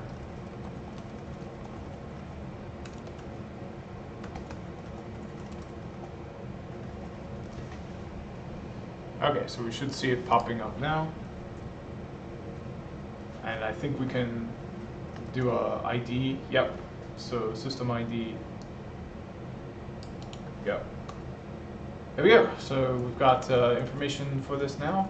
Let's see if it looks any different than the information for router 8, which I believe was .9. Okay, so then this is .4. Yeah, so it looks pretty much the same. So yeah, I think everything's all set. Let's do a show MPLS LSP. Oh, this is interesting. So it looks like, oh, I see. I meant to do this on router 1. Okay, so yep, now we've got both LSPs up. Let's check router 6. It's going to be kind of the mirror equivalent of router 1. Make sure the LSPs are up on that. Yeah, so we never had those problems. The documentation included that command, either that or I remembered to, I followed the documentation correctly So we are good to go. Hopefully we're now exchanging routes. Nope, it looks like we're still not. So that was a good thing to do. I was able to figure out how to figure out if it's missing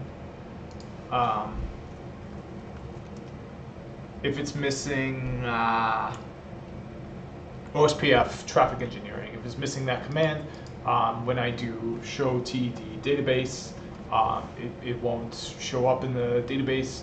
And if I do a show Rsvp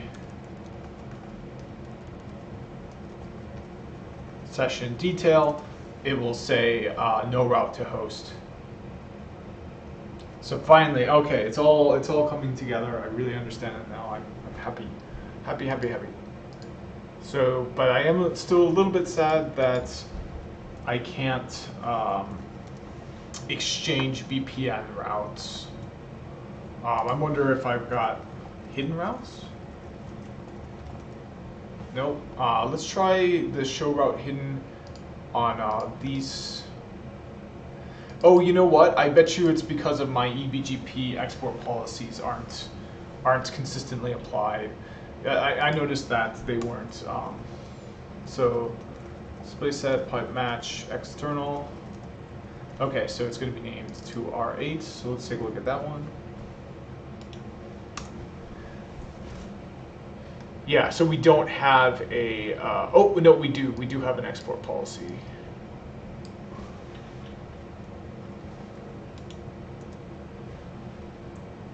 Okay, but we're sending. Oh, I see. In the export policy, I've got to change that as well to a /32. That's the problem.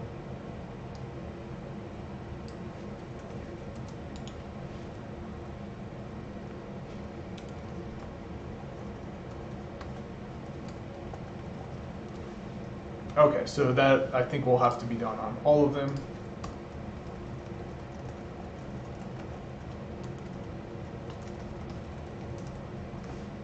/24.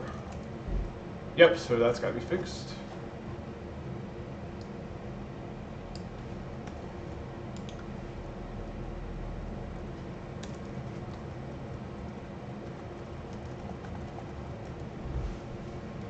I'm really happy that I learned more about that CSPF failure where there's no route to the destination, and learned that that could be an indicator that OSPF traffic engineering is missing from one of the devices. And I learned the command show TED database as well. I really needed a refresher on that, and I got it. So really driven home. Okay, so let's look at the other side. I think we'll need to make the same kinds of corrections over here.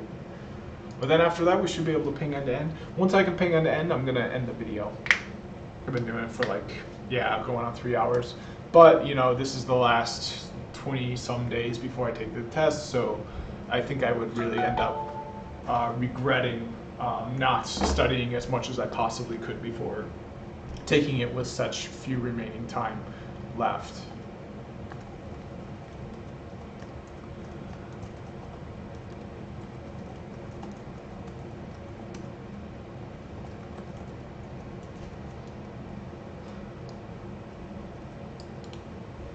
And afterwards, you know, I can take a break. All my certs are valid for like, they're not going to expire until 2022, so I can take it easy if I'm worried about that. Just like do stuff I'm interested in on this channel. Just read some books or something. Don't have to hit the grindstone hard anymore.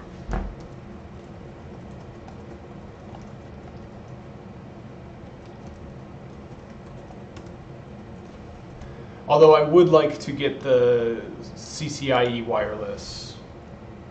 So I actually might be keeping my foot on the gas and going after that. But I don't have to keep my foot on the gas quite as much. I do think, yeah, so we'll see what happens.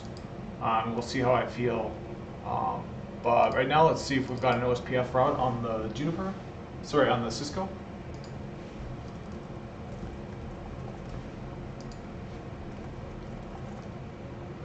So we still don't have a OSPF route. Let's see if we've got one on the Juniper now. Or if we won't have an OSPF route, but let's see if we're exchanging those VPN routes.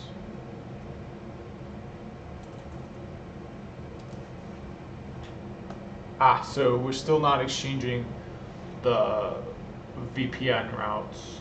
Oh, what the heck? So frustrating.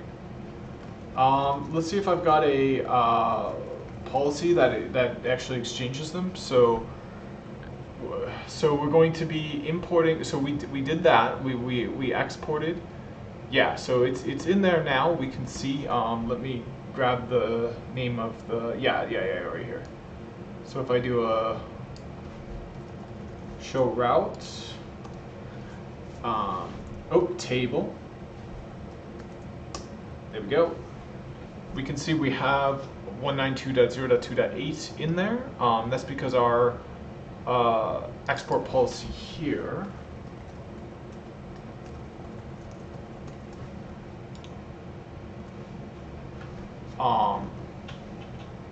grabs anything from protocol OSPF.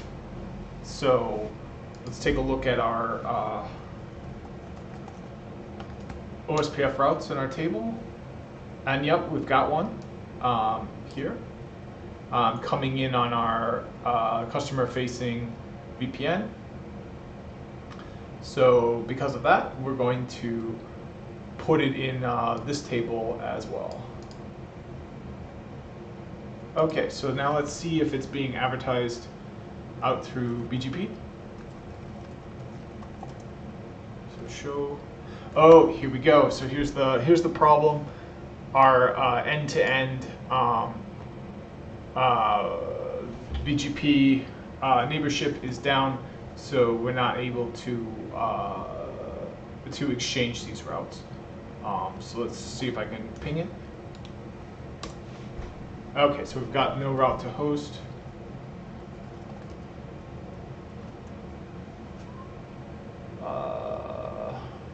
Which is interesting because it looks like we do have a route.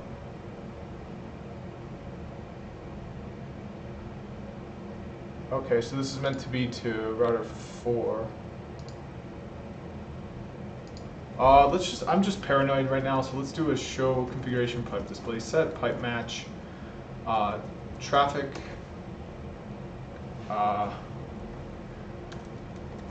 So this is going to be ISIS instead of OSPF, so we won't need to enable traffic engineering. And it looks like all of our LSPs are up, so that's not going to be a problem. It is a problem that it's not exchanging routes, though. I'm still not sure why it's not doing that. I definitely don't want to upgrade. That would be a disaster. Okay, so why is it not exchanging? So I know, let's see here.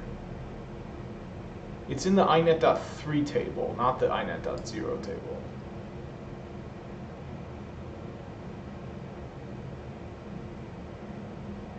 Let's do a deep compare of, so this is .2.2. Let's do a show route on this here.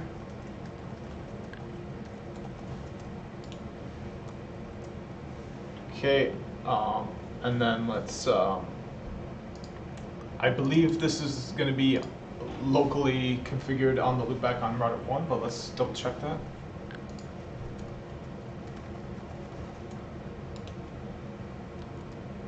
Yeah, and then if I do a show Bgp summary, yep, I've got one that's active, and then this is the local route here on router 6.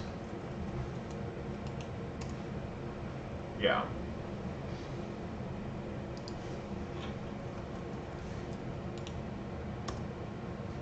Oh, so this is interesting. So I've got the route. It's okay. The problem is that it's just not in the inet.0 table, I think.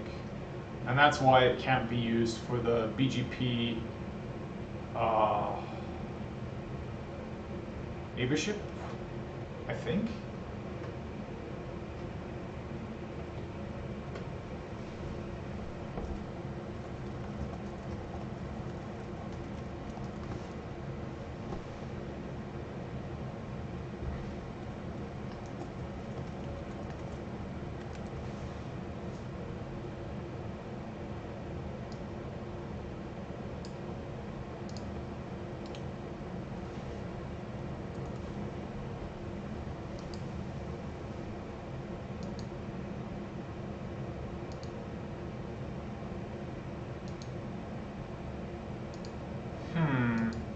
That makes no sense.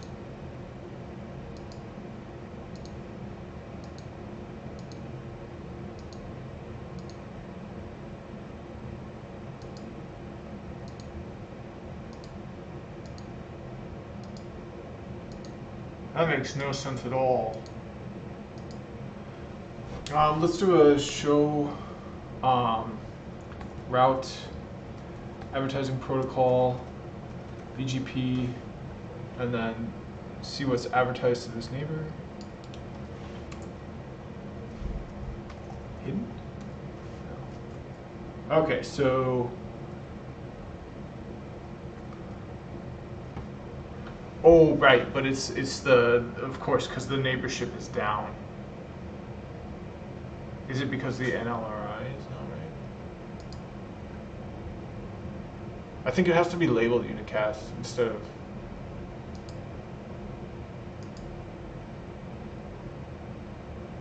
Let me try that.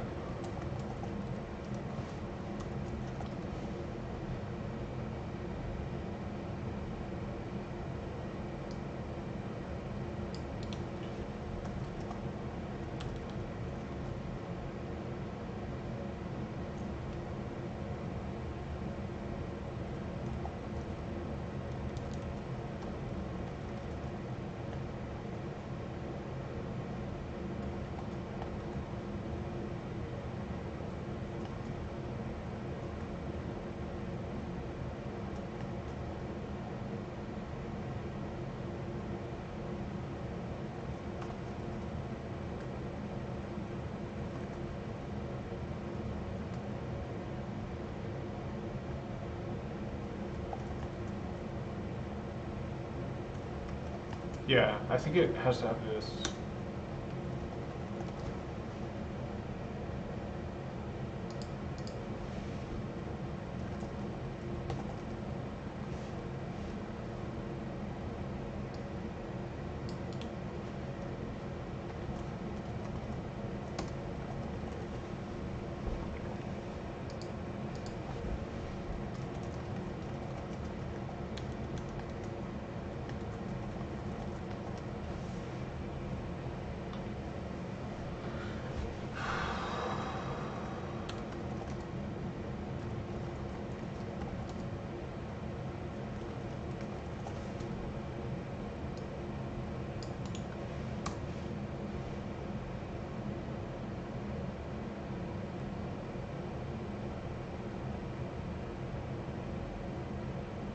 Oh, that's interesting. It's in idle, not active. Oh, right, because there's no route to host. That's why. Well, there is a route to host, but it's in the inet.3 table.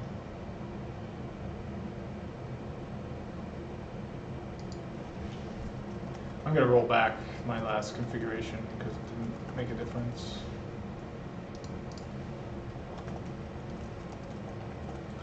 So how do I probably need to put it in the inet.0 table in order for the BGP neighborship. Let's see here. Juniper BGP neighbor inet.3.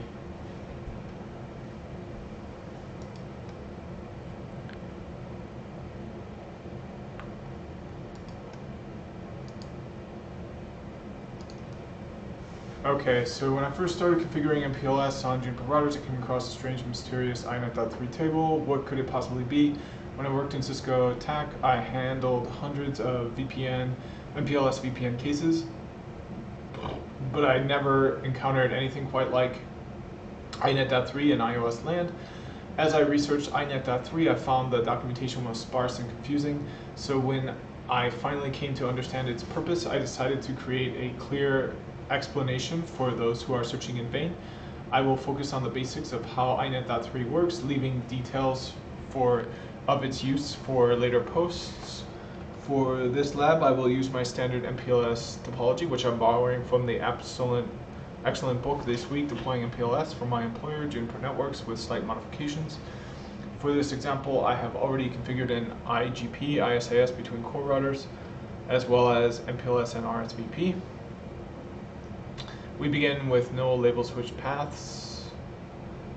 Let's look at the, okay, so we've got no table either. So, okay. So if we have established an LSP, how exactly do we get traffic into it? In other words, the router normally considers the IP routing table to determine the next hop for traffic for a particular destination. So under what circumstances would it look in INET.3? To answer this, I have set up an iBGP session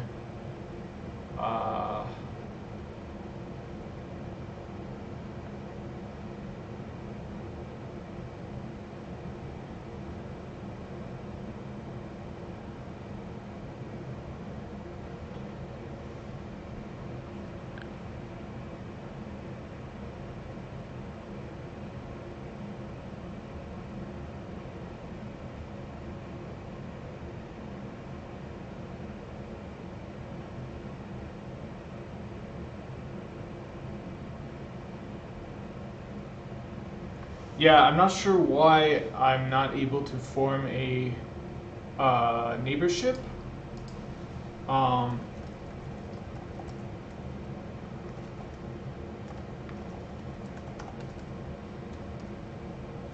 Now, I think it's because I've got to send TCP traffic and I've got no route to host. I think it's because I need to get that in the INET.0 table. It's okay if it's in the INET.3 table, but it has to be in the INET.0 table as well in order to be usable for a BGP TCP connection. So this is actually going to be its own special BGP group. Yeah, it's going to be this one here. Yeah, and it's external. So the problem is that I've got no route here.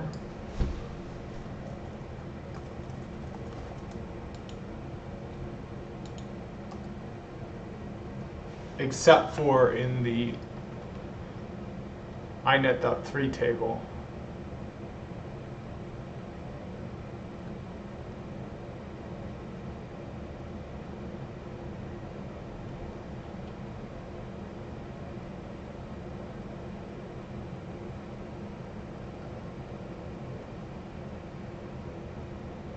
So I think if I change this to INET.0, it might work. I'm gonna try that.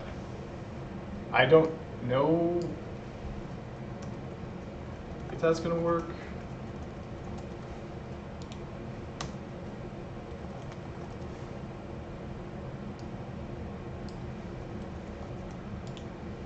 Yeah, I think it needs to go to INET.0 in order to form a neighborship. Oops. Oh, I can just leave it out. There you go. Maybe that'll work. We'll try it.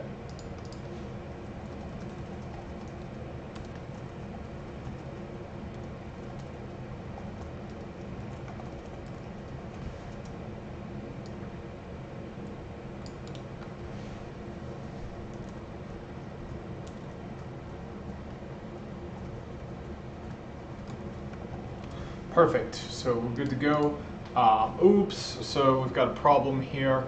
computer cannot have both iNet unicast and iNet labeled unicast. Okay, so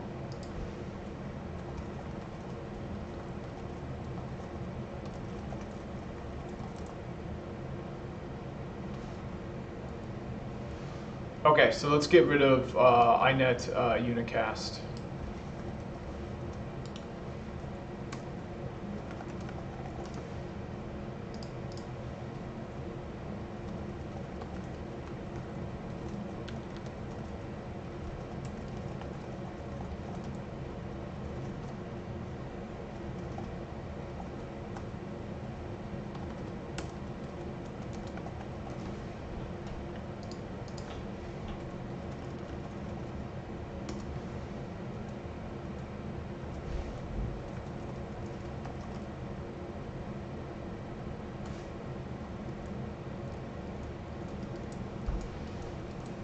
Okay, so it's inactive now. It was in idle before, I think.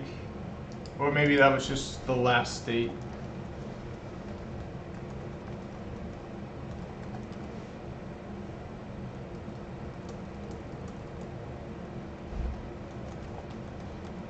Yeah, I think it's going to be stuck inactive again. Well, that sucks. What the heck? Okay, so, but the other one is established now, so let's do a show.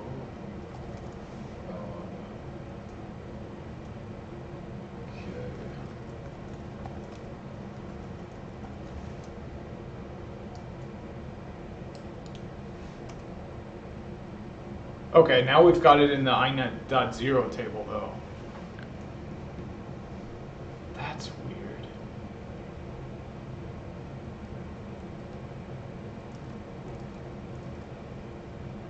But it seemed not to make a bit of a difference.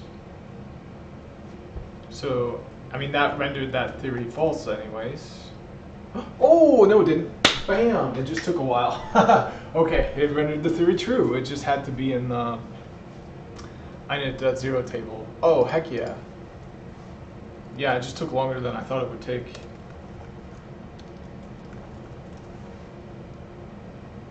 Ah, but we're still not exchanging routes. God damn it. Ah, but at least the actual connection is up now to exchange routes over. Yeah, so let's take a closer look here.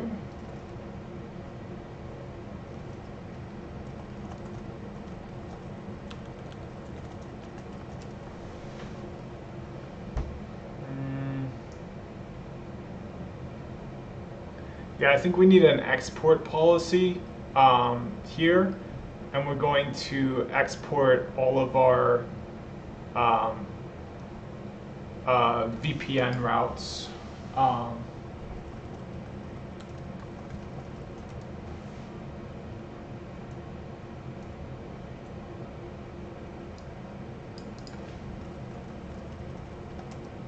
Oh, I see. Okay, no.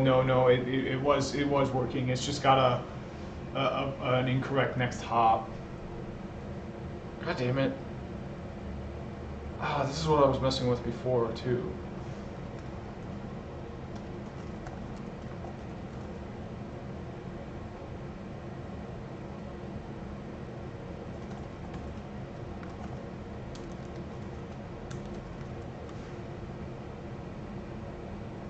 Which one was it? Oh, it's this one because it's from the VPN. Right? No, I'm confused. I don't remember. Is it? I forget which one it's from.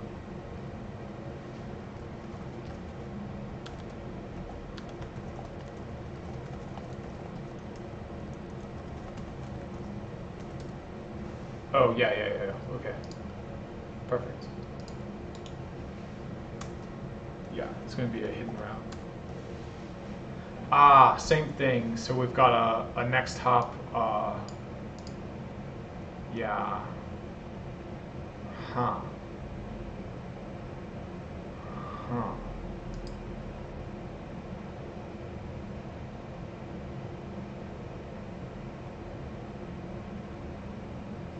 Oh, you know what? It's, let's see here. I think I got it.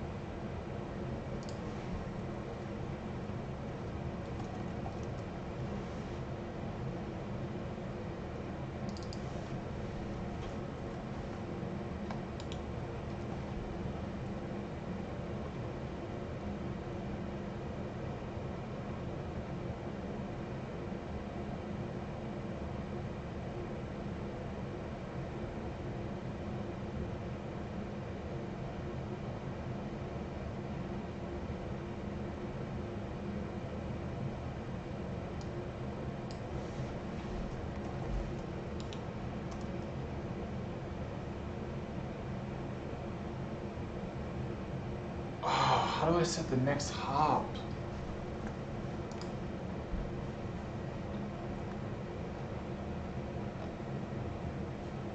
I don't know which next hop I should expect it to be.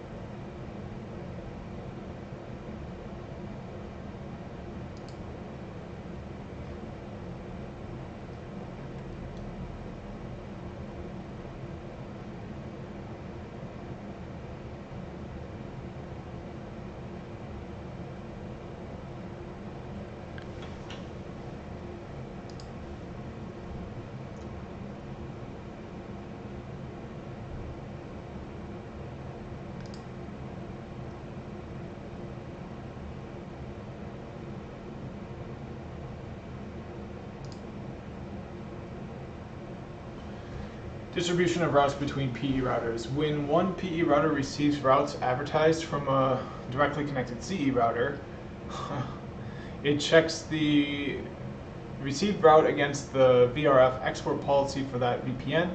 If it matches, the route is converted to VPN-IPv4 format, so big check mark, we've got all that working. That is the 8-byte route distinguisher is prepended to the 4-byte VPN prefix to form a 12-byte VPN IPv4 address. The route is then tagged with a route target community. I think we got a check mark on that too. Let's verify. So on router 1, I'm going to do show route table BGP. Right? Yeah, there we go. Yep, so we've got it in here. I thought it was going to be tagged with, oh yeah. Let's do a detail. Yeah, so here's the community, yep. Perfect. The PE router announces the route in VPN-IPv4 format to the remote PE routers for use by VRF import policies. The policies are distributed using IBGP sessions, which are configured in the router's core network. If the route does not match, it is not exported to other PE routers, but can still be used locally for routing. For example, if two CE routers in the same VPN are directly connected to the same PE router,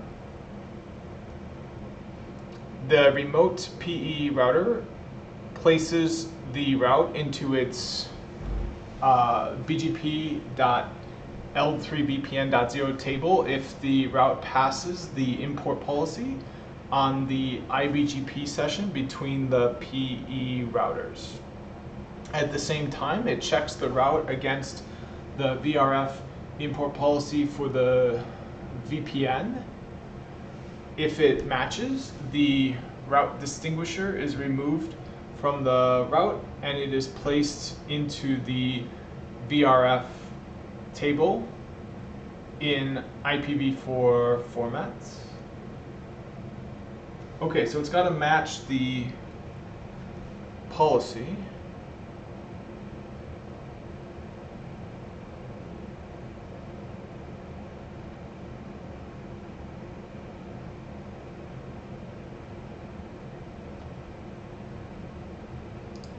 Okay, I'm definitely adding this to my notes though, because this is like exactly what I need.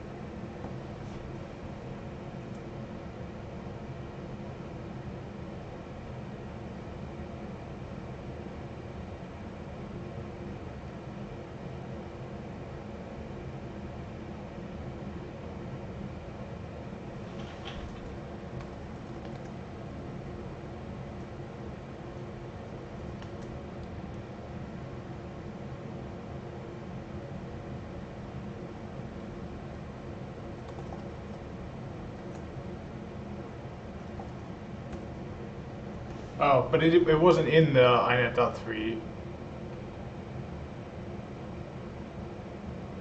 Oh, okay.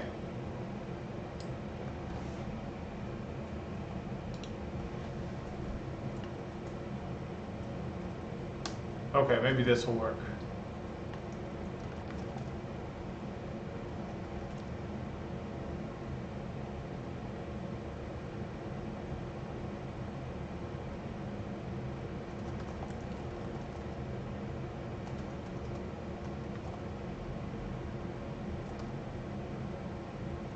Nope, that didn't work. Yeah, and it's because it's not usable. Because that next hop is wrong, I think.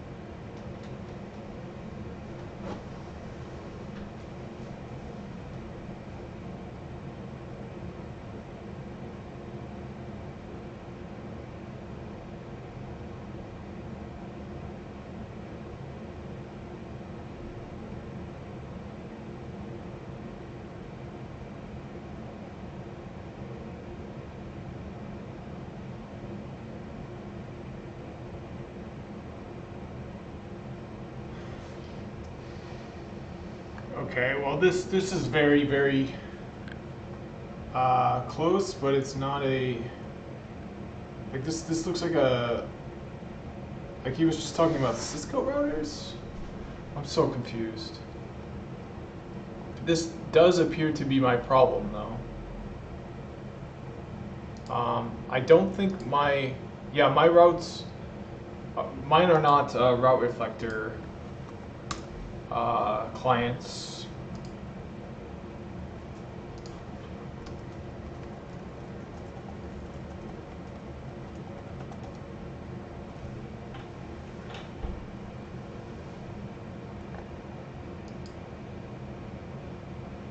Yeah, because I've got a full mesh in my autonomous system.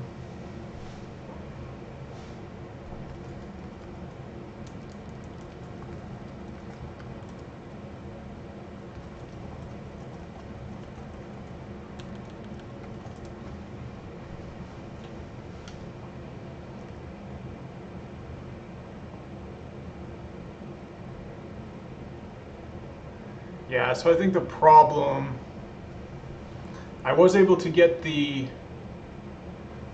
neighborship to come up, but I'm not able to learn the actual route because I think I need my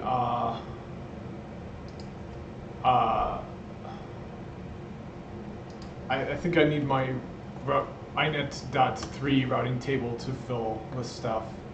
Oh, and it looks like I do have some things filling up with that. It's just I don't have, yeah, I need this to be in both tables.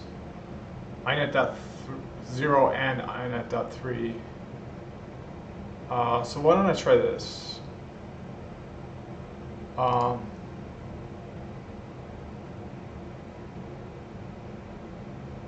Yeah, let's go back to this command that I altered and let's see if we can add 2 ribs to it.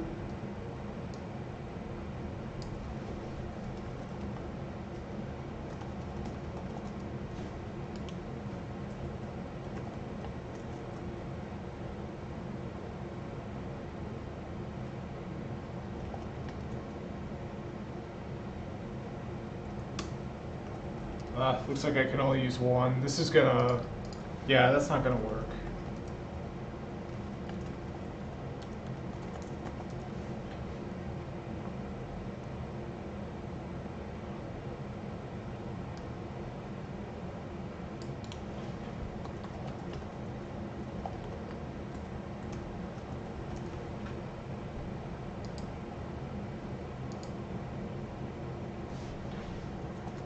Yeah, that'll make it so that the neighborship goes back down.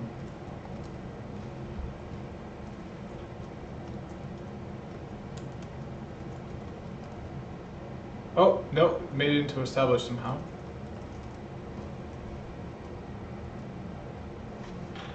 Okay, that was the answer. So what the heck did I even? Okay, let's ping and let's see what oh, okay, well we're still not all the way there, but we're pretty damn close because we've got it in there from the other side now. So what the heck happened? Let's see if I've got any more hidden routes. No more hidden routes.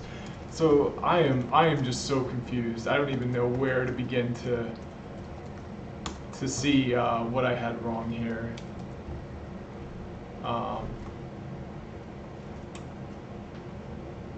I think this statement is really helping me. Like, I think if I didn't have that statement, I wouldn't have it. So show route table BGP L3P.0.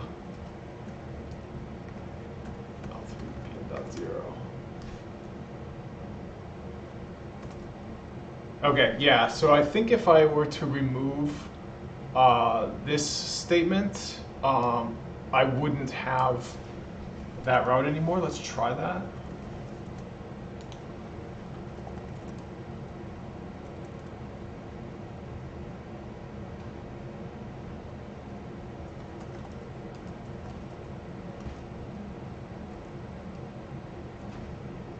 Exactly. Okay. So Yeah, so let's do a show route hidden. Oh, it's not even in the hidden anymore. It's just not even accepted into the table here. So let's roll back that change.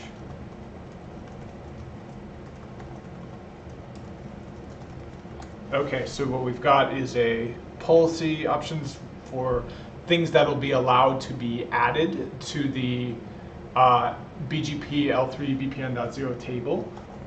We can see right now that route, I believe it was .1. It's going to be up here. Yep, .2.1. That's just hanging out in the VPN table here. It's not allowed. Oh, sorry. It's the .7 one that disappeared. Let's see which one disappeared. So, oh, which one disappeared?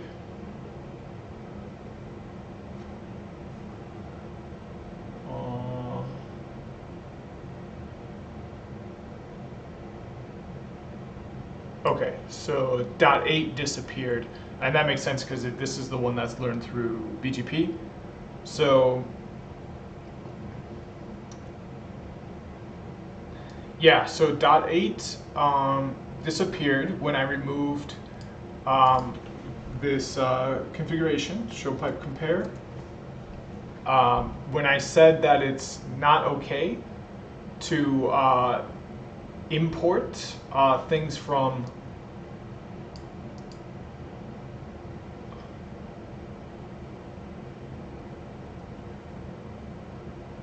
that makes no sense at all.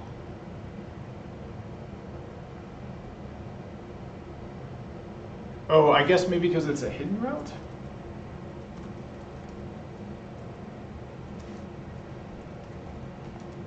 No? Alright, I am just beyond confused. But let's do a show pipe compare and let's commit that again. And then we'll come back and take a look at that.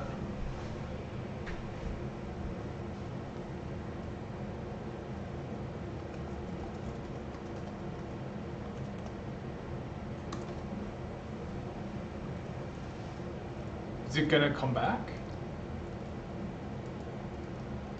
Wait, where'd it go? Why is it not coming back? Now it's not coming back. Huh, it was there for a while.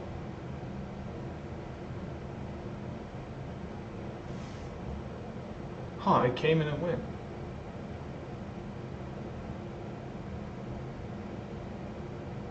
Maybe it just takes a while? Is it a hidden route now? No? Perhaps it just takes a little bit of time for it to show up again.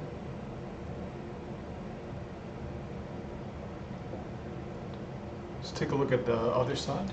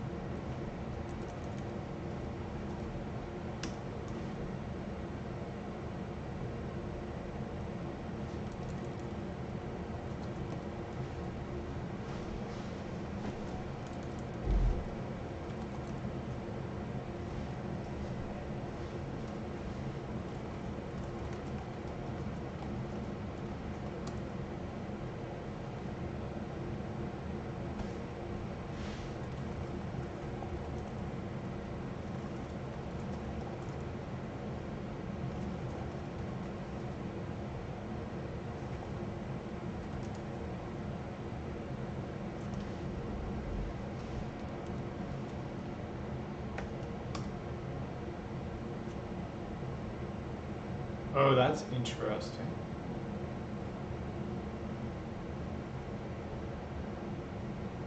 Yeah, so now this route is no longer in the inet.0 table, so I can't form the neighborship again now.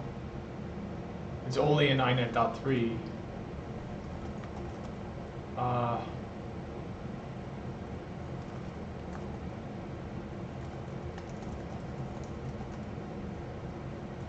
Yeah, so if I get rid of this statement, then it will learn it in the inet.0 table.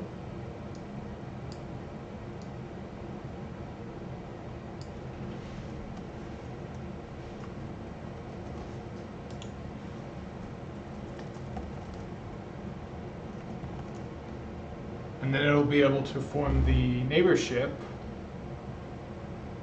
but then it won't be able to pass the routes because it's not in the inet.3 table.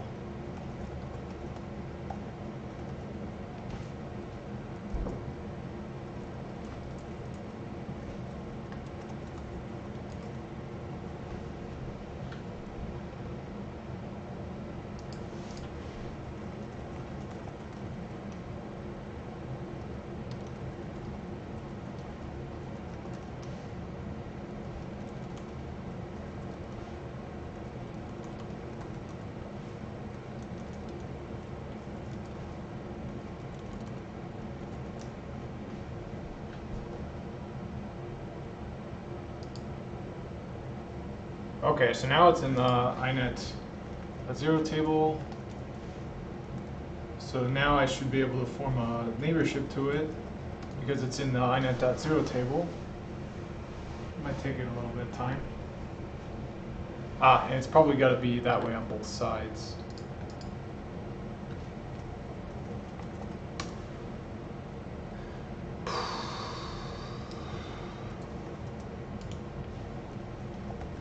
Okay, but now it's not going to work because it's not in the inet.3 table, the labeled unicast, so I'm not going to have a valid next hop.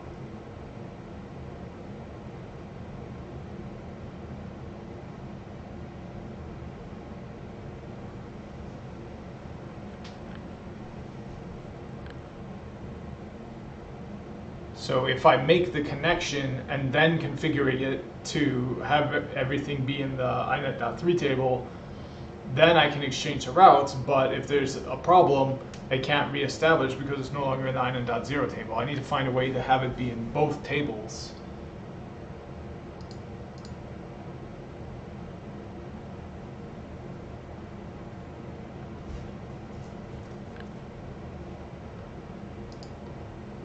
Okay, so now that's up.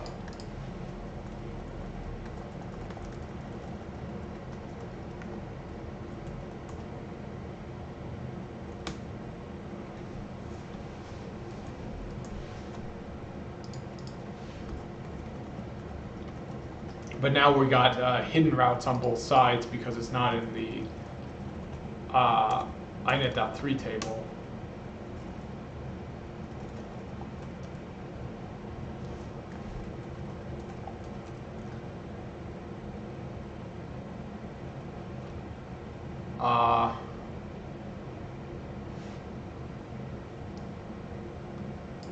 And that's because it's not, yeah, because it's in that other autonomous system. It doesn't have, oh,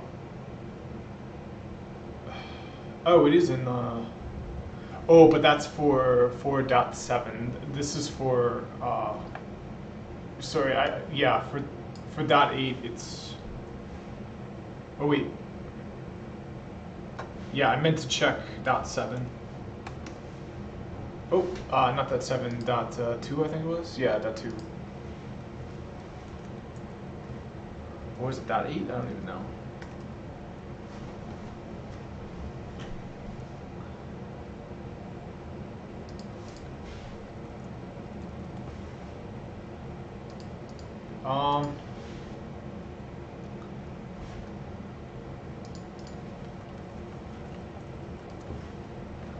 Yeah, okay, so this is the route. kind of got these tabs backwards. Yeah, they're not able to exchange though because this is ending up in the bgp.l3vpn.0 table. Well, let's look at the show route table, inet.3. Yeah, so we don't have a Rsvp route to .4. I think that's the problem. In the inet.0 table, I think that's the problem.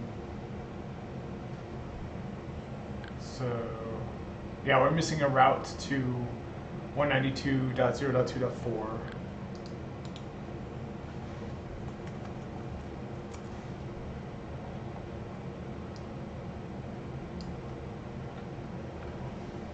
Okay, let's find that route. I think I can get this to work. I'm very rapidly running out of time now. This is a 3-hour video.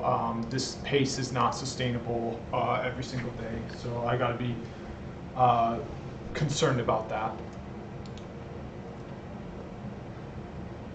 Okay, so it's here and it's a /32.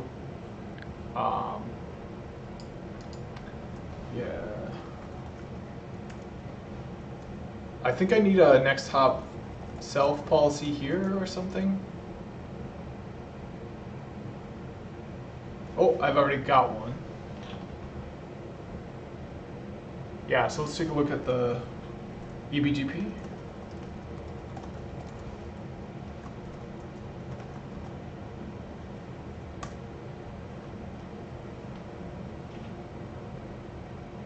Okay. So I think I can remove this rib inet.3 from here as well.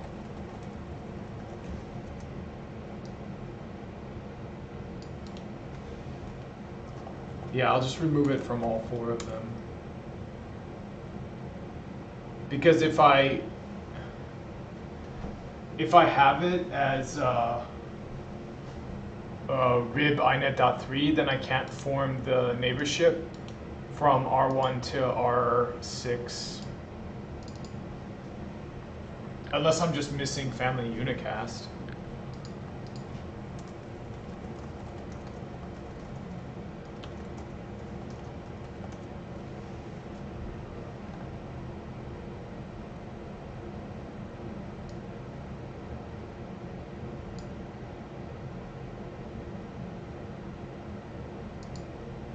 Oh.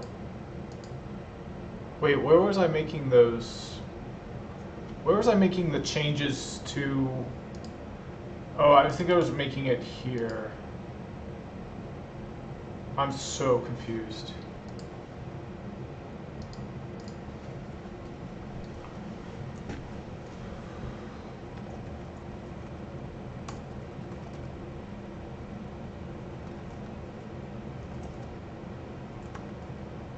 Oh, I see. So I've got my labeled unicast in my inet.3 table, and then I've got my regular unicast in my default table. So you can't have both regular and labeled unicast in the same table, but you can have them in different tables. That's why this is valid. So I think that's what the problem is that for the for here I need let's see here. Yeah, this is fine just to have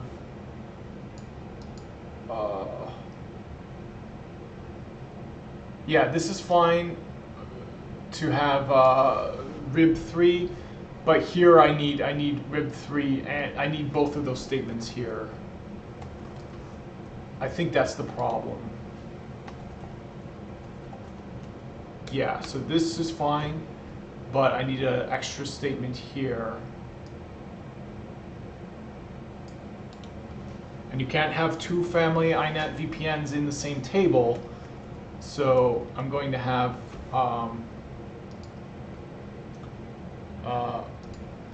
or sorry, you can't have two family inets in the same table. So I'm going to have one belong to inet.3.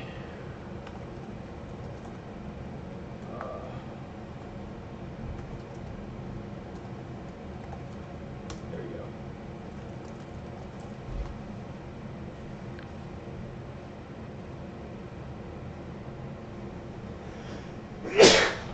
Okay, so I think this is the answer. Let's try it. Let's try it on router 6 as well.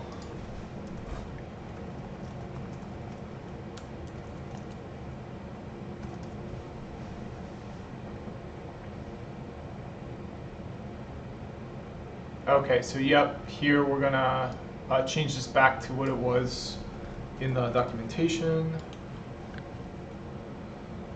Rib 3.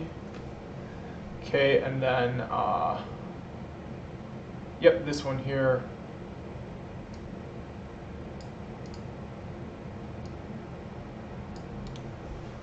The inet table rib. Okay, so I think that'll do it. Let's find the moment of truth here.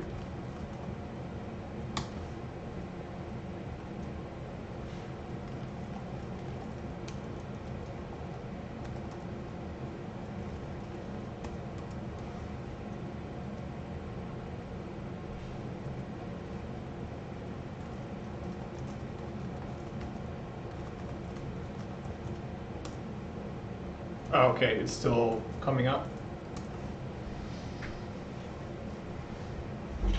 Now, I wouldn't think that this would have problems because,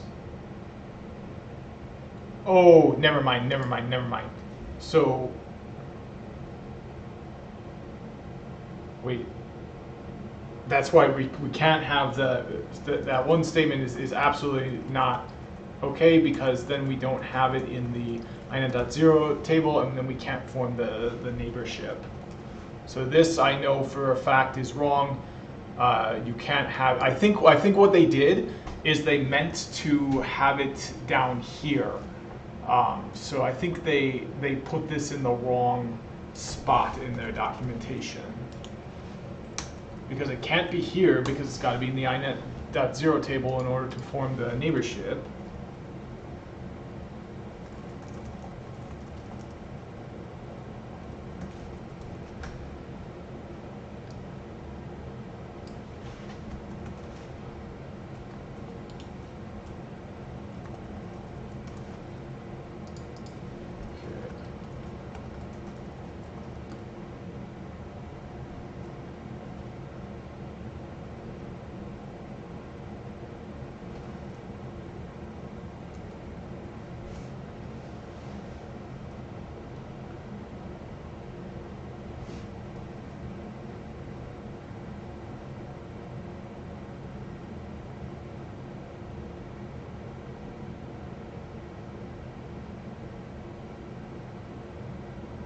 Huh, that's interesting. It's not able to, I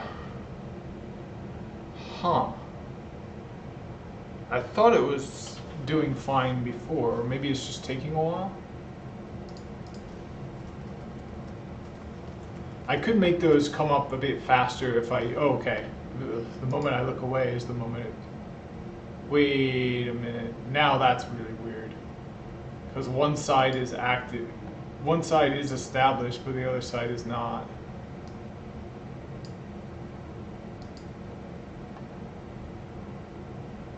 Oh, okay, now it's established.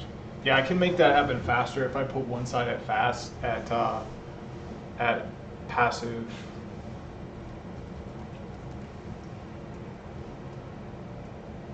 Okay, but these are still not exchanging. Which is so weird.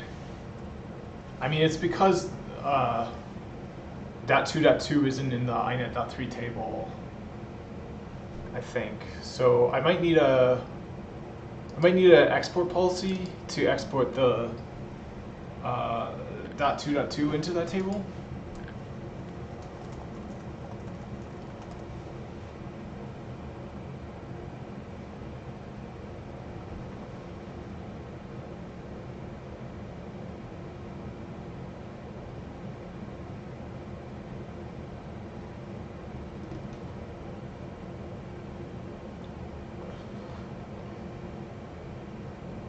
oh, this would be a problem as well if I've got my parent VPN peers configured differently.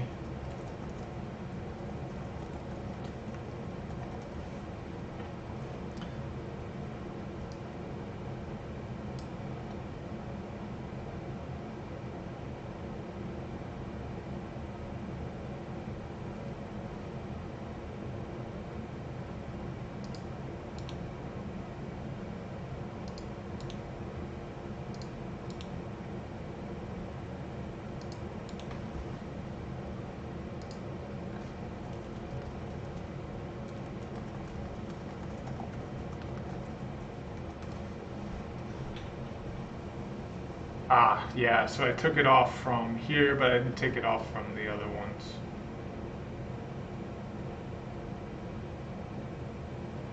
Let's take it off from the other ones. Let's take it off from all of them. So it's going to be, yeah.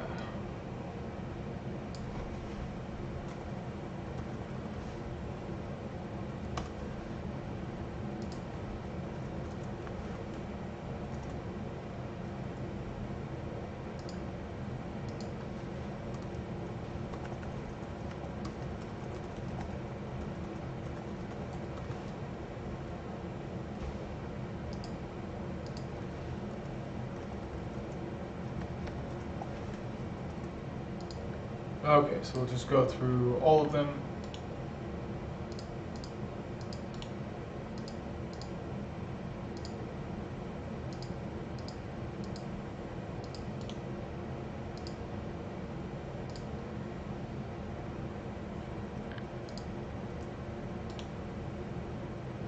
Oh, okay, well, never mind.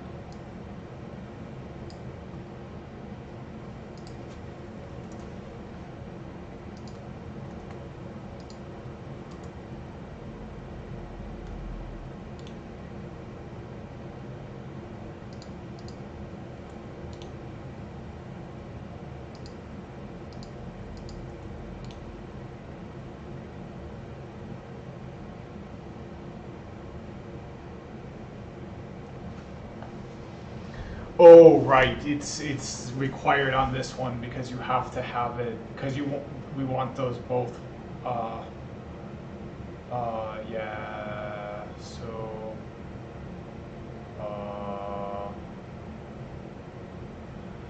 All right. I think I'm kind of done. I've been doing this for 3.5 hours, and I think I know what the problem is. The problem is that my routes are not properly are not in the proper tables, the inet.3 versus the inet.0 table. I'd like to do one final thing and do yeah, do some more research into this and hopefully get back to that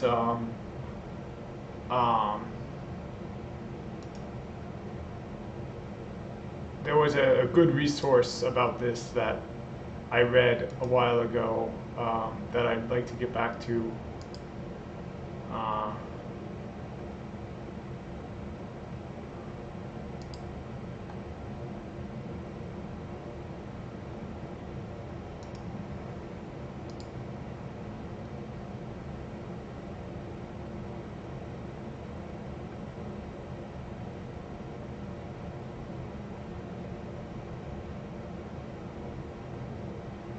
I'm so confused.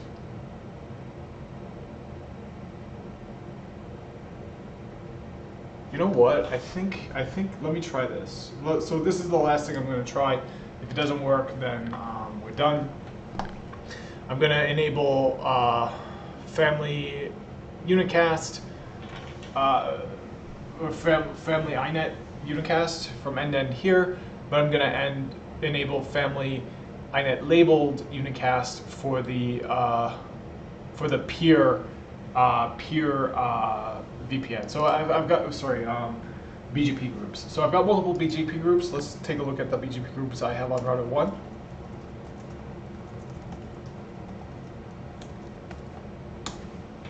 Okay, so I've got two BGP groups on router 1. I've got parent VPN peers and two router 6. Let's take a look at the BGP groups I've got on router 2.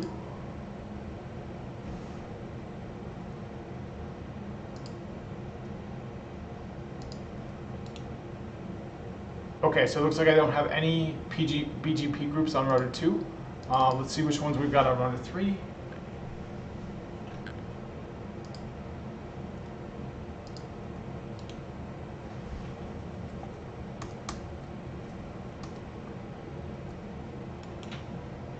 Okay, so I've got 2 on router 3. I've got 1, 2, router. Yep. So just this one is really simple and easy. Yep, and I've got, this is where I'm sending my routes.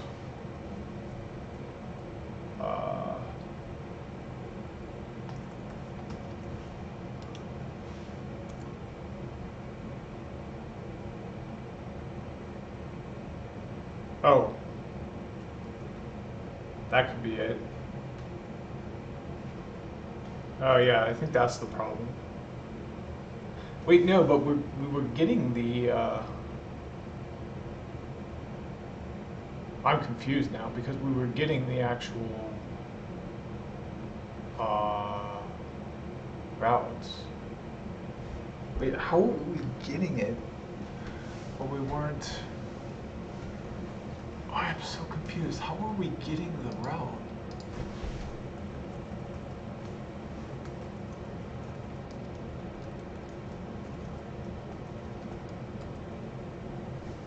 Yeah, because we're getting it. So maybe on maybe router 8 looks a bit different than this one does.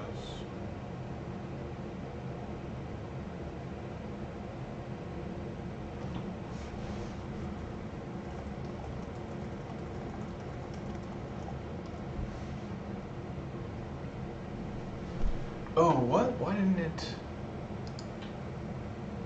this match? Oh, because I did a pipe match. Okay, I see. I see now.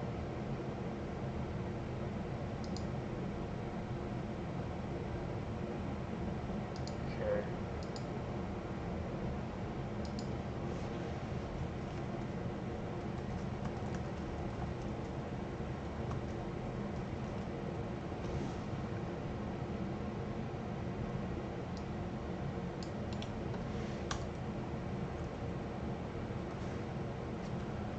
All right, yeah, I'm pretty much wiped out. It's just not working. I hate to give up on it. I think I might know what the problem is. The problem is that on router 1, we've got these two BGP groups.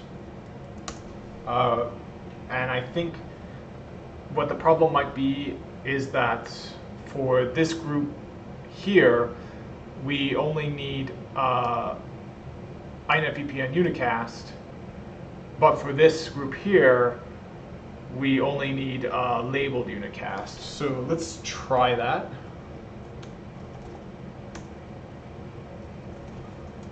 Okay, so for the,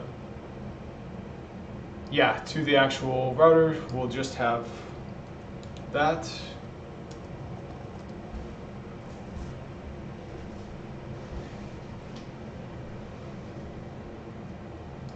Okay, so let's look at those groups again.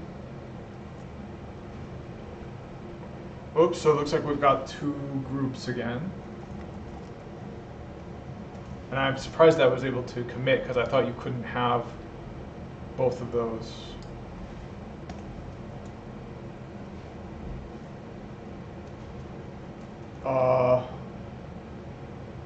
Okay, so we actually don't need either of these. So let's do delete INET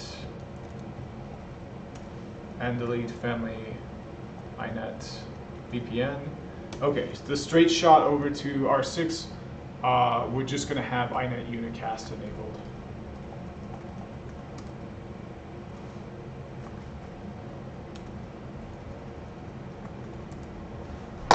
Okay, so that looks good. And then, yeah, so the straight shot over there, we're just going to have INET unicast enabled. But then for here, we are going to have labeled unicast.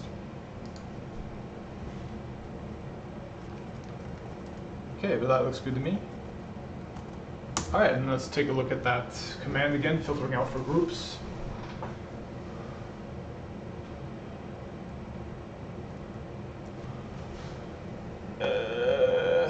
Yep, so now we've got inet unicast, and now we've got labeled unicast for the VPN BGP group. Okay, so let's do the same thing on router 2. Oh, router 2, we won't have to do that. It's got no BGP, so let's do it on router 3. Okay, so router 3, likewise, we've got 2 groups, so let's change it up.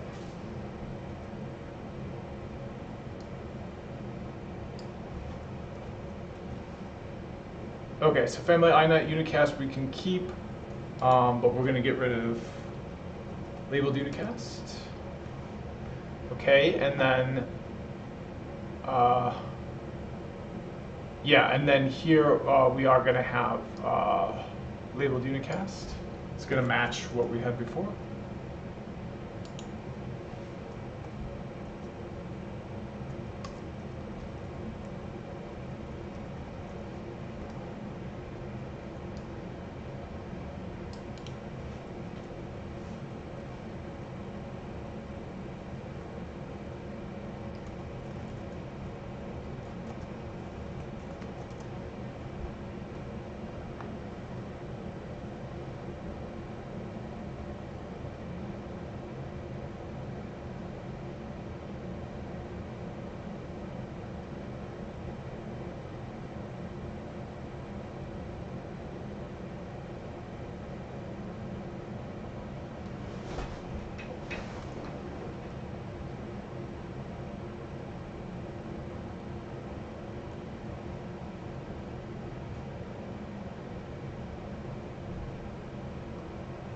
Family inet unicast. Oh, I see. So this is what I'm trying to do. So show pipe. I lost my train of thought. And I'm really like, I need to stop. Like, I'm really not at my best right now. Yeah, it looks like I'm missing the family here.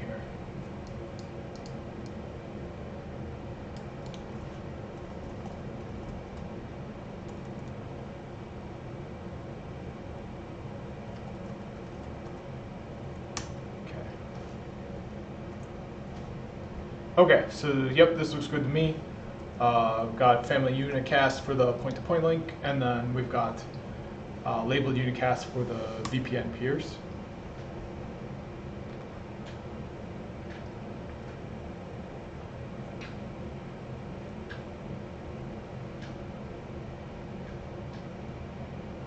Okay, time for router 8. All right, we're going to do that to all the routers and see if that solves the issue. I don't think it will.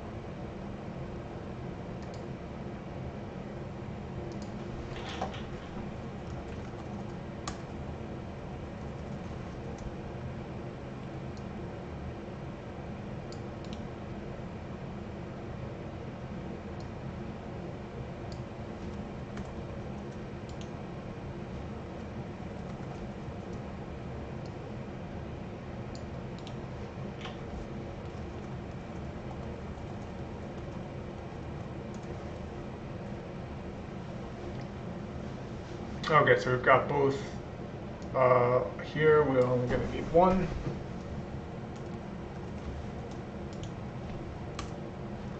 Okay, and then here, yep. So yeah, that looks good to me. Let's verify it one more time.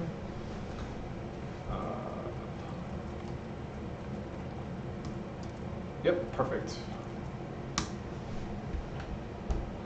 Alright, so now we got the other side, and we'll be good to go. Open all 4 of them up.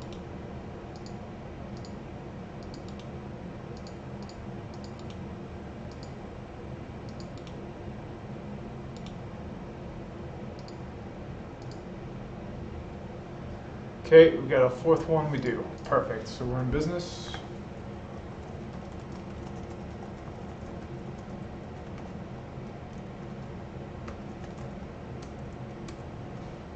Okay.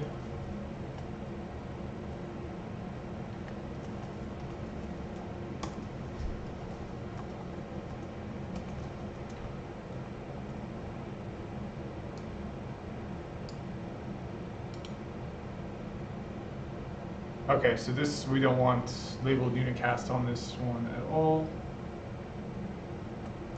Yep, we want unicast. Okay, and here we don't want unicast, we want labeled unicast.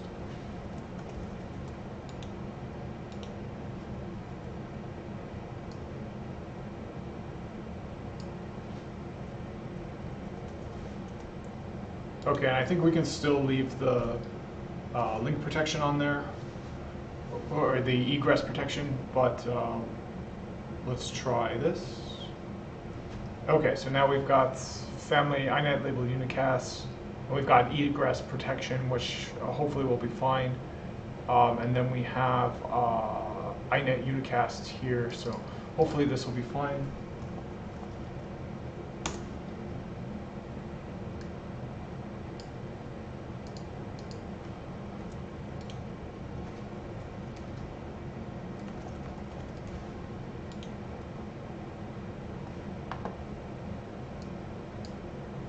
Okay, so here, yep, we're going to have that egress protection. That's going to be the only thing on this one.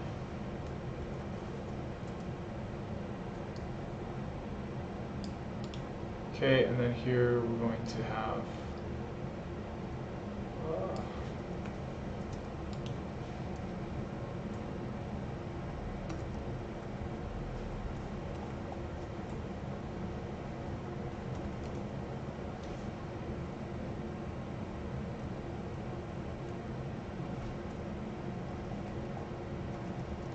perfect. Okay, everything is good to go.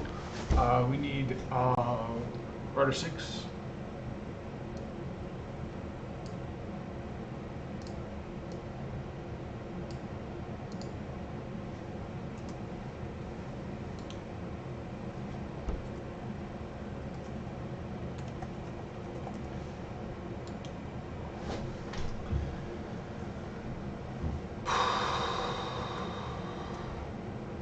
Oh, nope, this one is correct.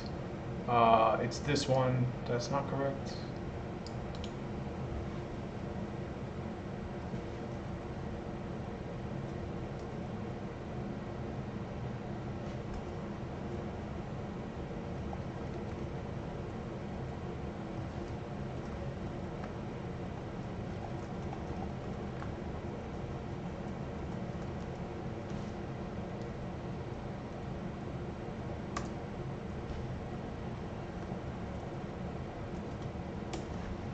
Okay.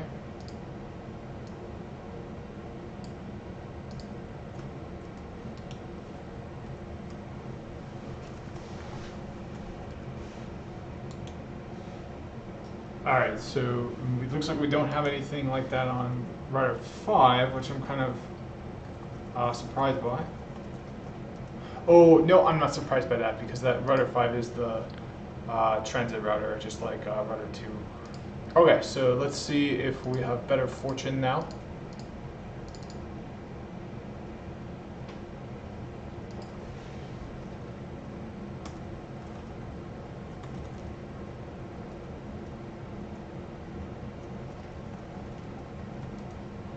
Okay, so we don't have any better fortune, and in fact we no longer even have a Bgp, we no longer even have a VPN table anymore, which does not seem like a good thing to me. I guess I want to do one last thing, and then I'm just going to have to say I'm completely stumped. I want to enable family INET. Oh, you know what?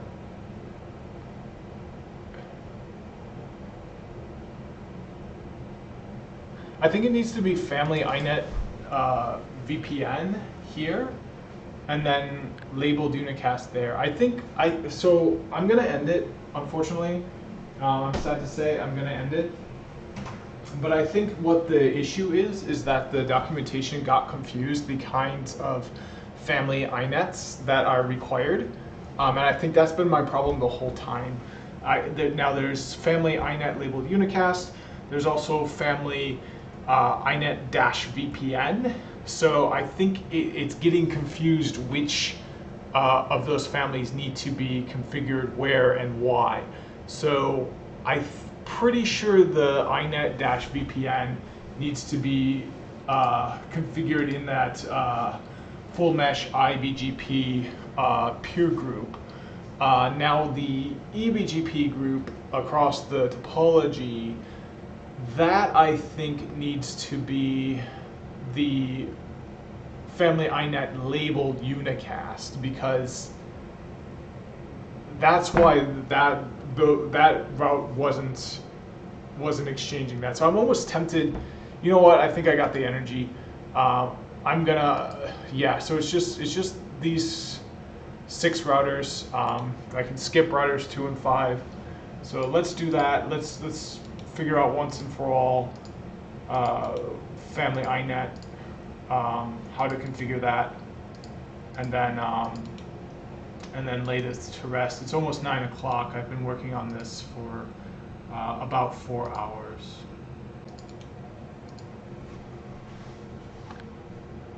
And I thought this was going to be a relaxing day where I get a Domino's vegan pizza, and it's like, nope, I ordered it for next week. So I mean, that'll be good, because I'm going to be working hard this weekend to. But let's see here. Show configuration pipe display set, pipe match group, pipe match family. So I think, yeah, I've got to have under my VPN group, of course, family INET-VPN unicast, and then under my point-to-point, family INET labeled unicast. Because if I just think about the NLRI that I want to exchange, in my point-to-point, I wanted to exchange the labeled unicast NLRI, and then my VPN import policies will take will take that and accept it. I think. But I think yeah. So let's just do this, and then I will end the video. But I am, in case you can't tell, I am beyond stumped. I'm kind of sad about how stumped I am, and I'm actually considering I might need to just read the day 1 book or something like that.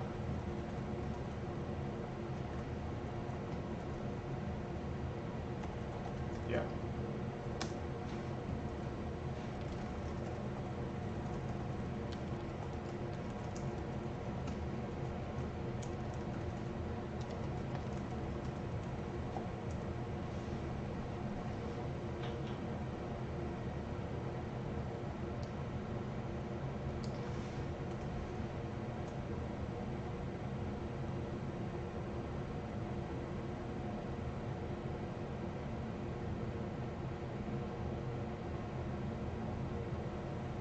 All right, let's just start with, well, no, let's make both. I'm kind of making 2 edits at the same time is not a good thing in my book, but let's do it anyways.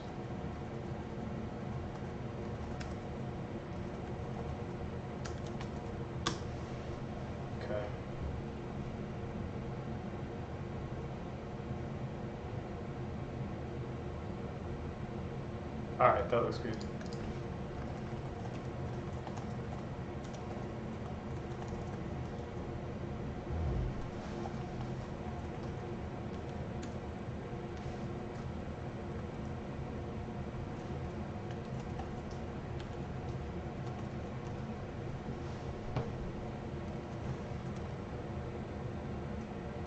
Okay, so this is the direct, so it's going to be family inet labeled unicast.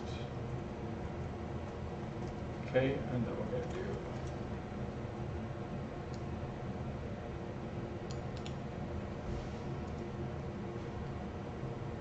this is going to be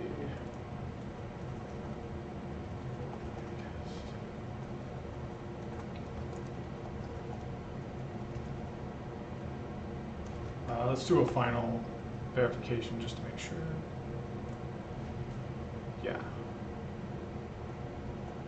Yeah, I mean, it's gotta be inet-VPN if it's for VPN peers. Like, that's just a no-brainer. This one, I'm not sure. I'm not sure what it needs to be, but we'll find out.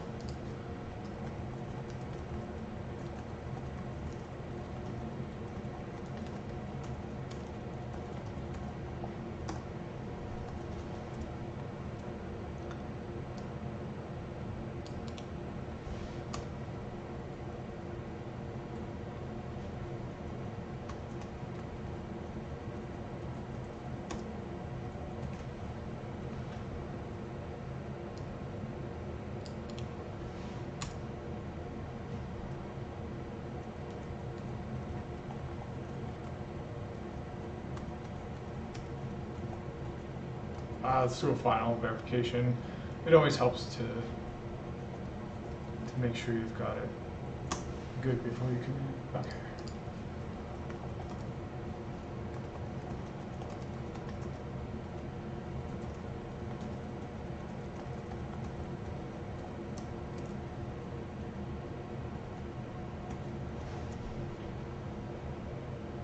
Oh, now this is interesting because.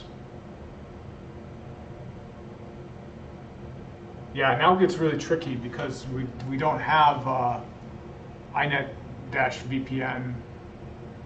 So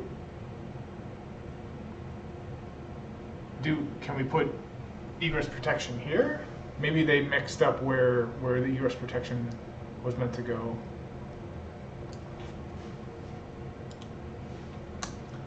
Or maybe we can put it under VPN. Unicast. Oh yeah, we can put it under there. So I'm kind of tempted to do that, but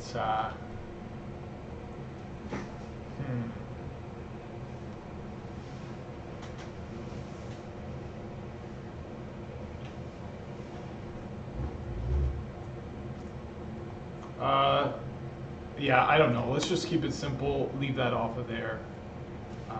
I'm really far in the weeds. I'm not. This is just turning into a waste of time. I think I need to go through and read the actual book, really understand what's actually going on.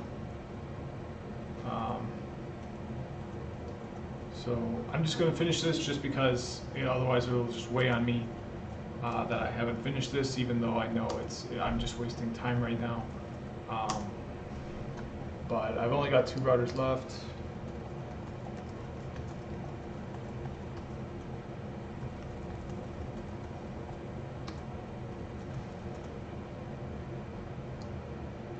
So during the test, I've got to, of course, make sure not to waste time.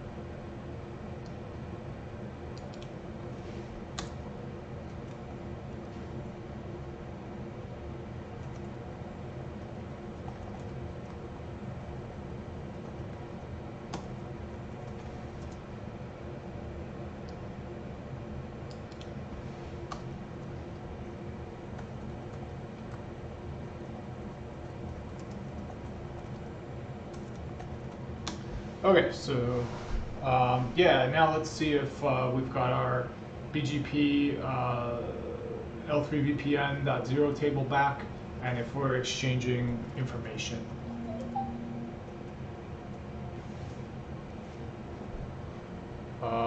Nope, so we're missing that table. Didn't get the table back, so okay, I admit I don't know this topic super well, so what I'm going to do is pull up the day 1 MPLS. Yep, so this one right here, this week deploying MPLS book. And I guess maybe read the whole thing.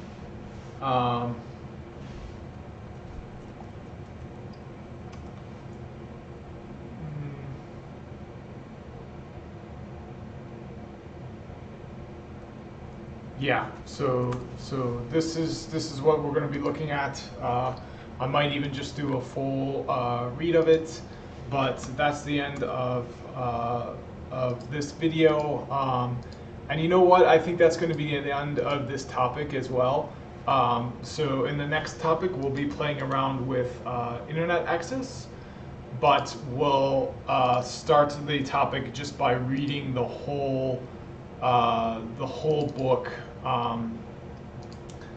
because it's very clear that I do not understand this topic well enough to be successful in any study efforts right now.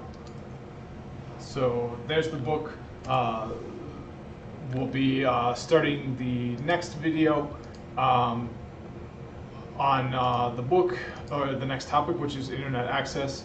But this concludes the prior topic, egress node protection. Unfortunately, it's just, you know, they're gonna get me. I feel like they're gonna get me. So got a lot of work to do. Got I think enough time to do it. So thanks for watching, and I'll see you in the next one.